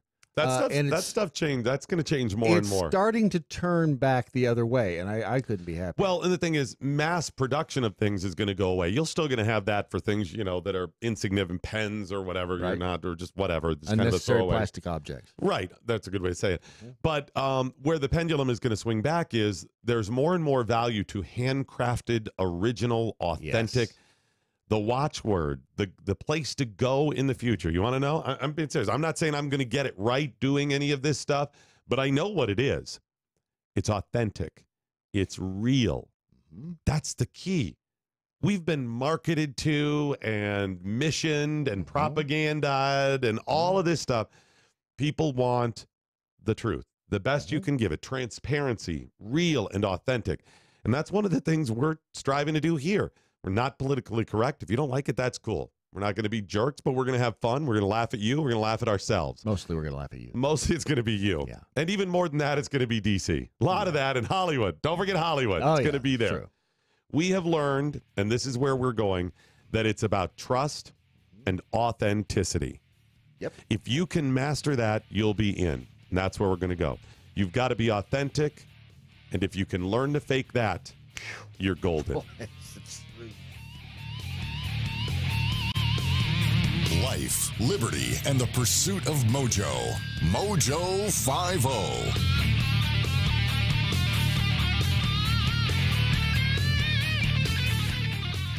You cannot retreat to your safe spaces. There are no therapy poodles allowed when facing the truth. And that's just how we like it. Straight, hard-hitting, conservatarian truth. On the rocks. No chaser. No marches. No protest. Only small, limited government, constitutional conversations. Exclusively on MoJo 50. We get into foreign policy. We get into national politics. We get into constitutional, libertarian, conservative ideology. We put the brakes on the media spin by destroying the lies, dismantling the narratives, and bringing you the stone-cold hard truth. Every weekend on MoJo 50. Join me, Adrian Slade, for a raging hour-long discussion, deconstructing the headlines and delivering you the entire full story. Only on MoJo 50. Live free. There's a better way to meet people without having to suffer through all the crazies. Weed out all the nutty people with wethepeople.dating. That's wethepeople.dating. It's easy to find a liberty-minded match, and it takes less than a minute to create a free account and begin browsing through over 11 million monthly subscribers. Look, we all know the success of a relationship hinges on the core shared values of a couple. So check out wethepeople.dating. Sign up and start dating today. Wethepeople.dating. Life, liberty, and the pursuit of a partner. Wow. Hey, guys, Ron Phillips from the Conservative Cartel. I want to tell you about a new weight loss product that's quickly becoming part of our MoJo 50 family. Okay, so it was launched by this Texas company who have taken the good stuff in olive oil and created a patented product that helps people control their appetite and lose weight. That's right. It's also a big help to keep the weight off. In a 6-year study of former contestants from The Biggest Loser, you remember that show? It showed that when you lose weight, your body actually thinks something bad has happened and it fights back by slowing your metabolism and boosting your appetite. Rid-U-Zone, that's R-I-D-U Zone, contains a patented ingredient that has been shown to boost metabolism and reduce appetite while helping you burn fat. If you are struggling every day with cravings, try Rid-U-Zone. It makes it so much easier to control your appetite and not think about food all day. That's my problem. For a short time, we have a 30% off deal for our show. Just go to riduzone.com and enter code MATT. That's M-A-T-T. Again, that's riduzone.com, R-I-D-U-Z-O-N-E.com. Rid-U-Zone. The Adrian Slade Show. The polling shows it is swaying for the right in the midterms because of this hack job. But we can't let that energy die down because the left is doing everything it can to energize its base. It's going to tech companies, having you register straight through Twitter, straight through Facebook. It's got it straight through Google. You've got HBO out there putting out commercials to vote, and they do so with a slant towards the Me Too movement. And now they're digging deep into culture. They're getting into the Marvel Universe. My first time, everybody clapped afterwards. I mean, I didn't know how to do it. Where to put it, where to slide it in. Did it. I voted. Voting is so hot. And the fact that they're doing this with sexual innuendo is ridiculous. I mean, hey, baby, let me shove my ballad in your box. Look, when I'm shading that bubble with my pencil, I don't draw outside the lines. I might bust a sticker on your chest. Dating today with all the crazies out there has to be nuts. Yes, it really would. Wouldn't it be nice if there was a place you could go to find people who think like you do? Like me, like libertarians and conservatives? Right? There is WeThePeople.dating. Amazing. What a genius idea. This is a site that you can go to if you're single and you are looking for somebody who you know you're going to think the same way, as far, from a political freedom standpoint. If you want to date the right person for you, you'll find them in one place. WeThePeople.dating. What do you mean it's last call? All righty, that is it, ladies and gentlemen, the end of your Daily Mojo. But before we go, as always, let's find out what we learned today. Brought to you today by WeThePeople.dating. Looking for love? Well, avoid those crazy people on the left by going to WeThePeople.dating. We've already purged them from the rolls. Yep. WeThePeople.dating. People that think like you. Start there, WeThePeople.dating. We learned that burger joints or brothel, the owner doesn't have to pay full price for the number 3. I mean, just grab it right off the shelf. It's right there. It's right there. Yes. There are perks. But how do they avoid sexual harassment lawsuits in a brothel? You're an employee. Oh, that's a really good point. I don't know. I'll go find out. Some more research. Are you willing to do that research? I will sacrifice for the company. Yes. We learned there would be a lot less lawsuits, or will be a lot less lawsuits, when if you're thrown from bed during sex, you just learn to stick the landing. No kidding. We learned campaign rule number 4. You never go full retard. We learned the old socialist uniform was a one-piece zip-up jumpsuit. The new socialist uniform is a ball cap and sweaty T-shirt. Yes. We call it the Michael Moore. With stains. We learned Democrats are the Canada geese of society. They've lost their fear of man. Yep. We learned that I knew a tranny would become the UCI women's cycling world champion. Told you. Told you. Knew that. I told you you were going to know that. We learned that, yes, Nicole is critical. She's so critical, but if it makes her happy, we will just play a lot less commercials on Monday. Crazy talk, but yeah. It's fine that we're all on the street, Nicole. See if you care, as long as you're happy. Whatever. She thinks we're joking about this. I know she does. She's going to be surprised. They're like, I don't know if they're joking or not. On Monday, if there are not a lot less commercials in this broadcast, you call us on this. We're just crazy enough to not be joking. We're doing things different. Do whatever the hell we want. Shaking it up. We learned the ratings are in, and a lady cooking sausages tied Alec Baldwin. Not tied up Alec Baldwin. Just tied him, yes. And finally, we learned that Doc Thompson missed the Paul Rubens pleasuring himself in a movie theater, Beverly Hills Cop, Hustlers All Meet issue, the Dollhouse in Fort Lauderdale. Happy days of liberals, when liberals were fun, because at least we had that. It was a simpler time, and you knew what you got. You just knew what you got. Now it's a surprise in every box. Brad Staggs, what, if anything, did you learn today working with me, your idol? Yes. I learned that this could have been the day that Doc headed to the clock tower with a high-powered rifle. It's very close. Listen to the first segment on the podcast. See if you agree with me. I never said anything about high. I said naked in a clock tower. That's all I've said. Just listen to the first segment of the podcast and you'll see. I learned that only in 2018 America could the Women's World Cycling Champion be a dude. No. He's a woman X. Woman X. Dude. Womex. He's got all the dude parts. It's Womexin. Yeah, it's Woman X. It's what you clean your windshield with. I also learned that... Hi, it's Doc Thompson for Woman X. Got dirty windows? Have a woman clean them for you. Right. Comes in a bottle now. Wow. I also learned it wouldn't matter if I painted the studio with 24-karat gold and had dancing monkeys swinging from the ceiling. Doc Thompson would want there to be more glitz and more action. I'm sure your plan for our desk is fine. I also learned that the global warming crowd has entered very, very dangerous territory. You threaten to take away my beer, and there's going to be a problem. No, you may have it. You're just going to have to choose between beef and beer. And there'll still be liquor. You're good. I hadn't thought about it that way. I learned that Germany's motto is better late than never. I learned I need to stock up on bread and milk just in case YouTube goes down again. Keep a supply. Better safe than sorry. And finally, the American lovers learned that there's a better way to find a liberty-minded match, and it's at wethepeople.dating, or you can spend the rest of your life lonely and miserable. Almost sounds like a commercial there. Doesn't it, though? Yeah. But it's not. It's just a way to say that if you don't want to be lonely and miserable, find someone that you love at wethepeople.dating. Brad Staggs, what, if anything, do the listeners learn on Facebook, Twitter, and more importantly, MeWe.com? Sign up today. B from the SCV learned, if Doc Thompson's wife sells her car, then you will save millions in home repair. Shh, I want Nicole to think I'm sacrificing. Yeah, edit that part out, Ron. We won't even, nobody will hear it. Kinsey Richards learned. By the way, I didn't even get to the latest garage thing. Maybe I'll get to that tomorrow. All right. Go ahead. That's good. We have something to talk about tomorrow. That's good. Kinsey Richards learned the Doc and Brad Dirty Panties and Socks Company is guaranteed to be 100% authentic, handcrafted, and American-made. That was yesterday's idea. Not necessarily. It's a good idea. They stick around. Are we still doing that? Yes. Oh, shiny things. I've forgotten about it. Okay, I'll get back on that today. And we're going to need a desk for that company, I'll too. start soiling panties immediately. 1024th. Got to build them up, you know.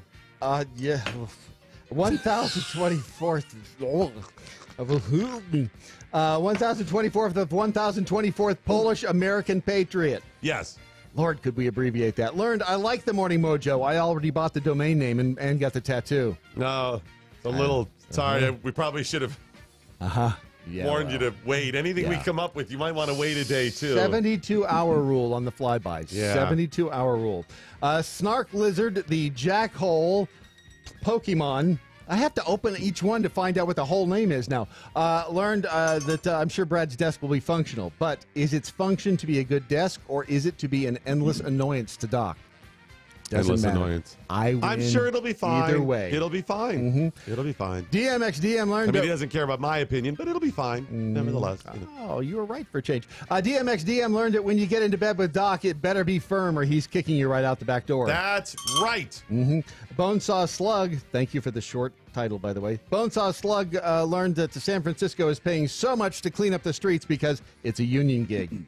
Oh, that's right. That's a good point. About that either. Yep. ELS 1024th Jackhole Nation learned. Taint. It won't matter if Real Brad Staggs builds the Taj Mahal of desks for the MoJo 50 radio studio. Doc Thompson will find a problem with BJ's wood. I'm just saying. Listen. We need a functional desk that had about a 4-foot top desk. You put a little nice pedestal that looks pretty on camera, and then you wire properly. It's not that big of a deal. But Brad wanted to go and build this big thing, but I'm sure it'll be fine. It'll be fine. You missed you buried the punchline. You're going to have a problem with BJ's wood. I belled it when I went off. Kool-Aid with a C. The bell wasn't for me. I wasn't saying anything. Sometimes the jokes are just for us. Kool-Aid with a C learned, fine. I know what happened to the Buckhorn Kid. He now has 3 sons and a mother-in-law to support. You know, I over and over here in the back of my head, my father warning me about what my life would become. And you know, someday he'll know. You'll know. And I was like, you silly old man. My life is on a different path than yours. Mine'll be better. I have plans, old man. Sure, say those things, but I'll be rich and I'll be famous. I won't have any of those mundane concerns that I have far more. Far more. That man cursed me. Mr. Busy over on MeWe learned they say experience is the best teacher and makes things better, but I'm not so sure that applies in Stormy Daniels' case. Let me think. Yes, nailed it. Nailed that one on the head. Hold My Beer learned dirty girl. Dirty who? Doesn't matter. Just dirty. Well, you got a dirty girl. That's a little broad. I was hoping you planted like a particular person. It's a little broad. It's in my head. About that tall. What's her name again? Ainsley Earhart? Yes, she's getting a divorce. She's on the market, but remember, there's She's somebody. not really a dirty girl. Maybe she could be. Oh. Anyway. She could be. I'll draw you the picture. John, it's in my... I'll Photoshop you the picture. It's right in here. $14. John Kloppenberg III learned that also in Obama's America, asthmatic children were given breathalyzers. Were they? I have no idea. You'll have to ask John. He learned it. That's either a great joke or incredibly troubling. I wonder if it was. I don't know. That's what we'll find out. We'll launch a probe into the matter, and it'll be part of our new documentary series. Okay, it's good. Week. We can do that. We can absolutely do that. I'll do them tomorrow, as well as we'll get to those new numbers on procrastination when I didn't get to. Is anything else we have coming up? Tomorrow, we've got another fact-filled, action-packed... You don't know. You have no idea. What does Matt Locke of the Conservative Cartel have coming up? He is talking about packing the Supreme Court, if you know what I'm saying. Sounds good. All right, remember your Daily MoJo. I'm sorry, your Doc Thompson's Daily MoJo. You could say it any way you like to say it. A Ron Phillips production. 6 Semper Tyrannis. Good night, Steve Cannon. Wherever you are. Now, you go home. It's fine. It's fine, Brad. Make your little jokes. Make with the yucks. It'll be fine. I'm going to sleep in the other room.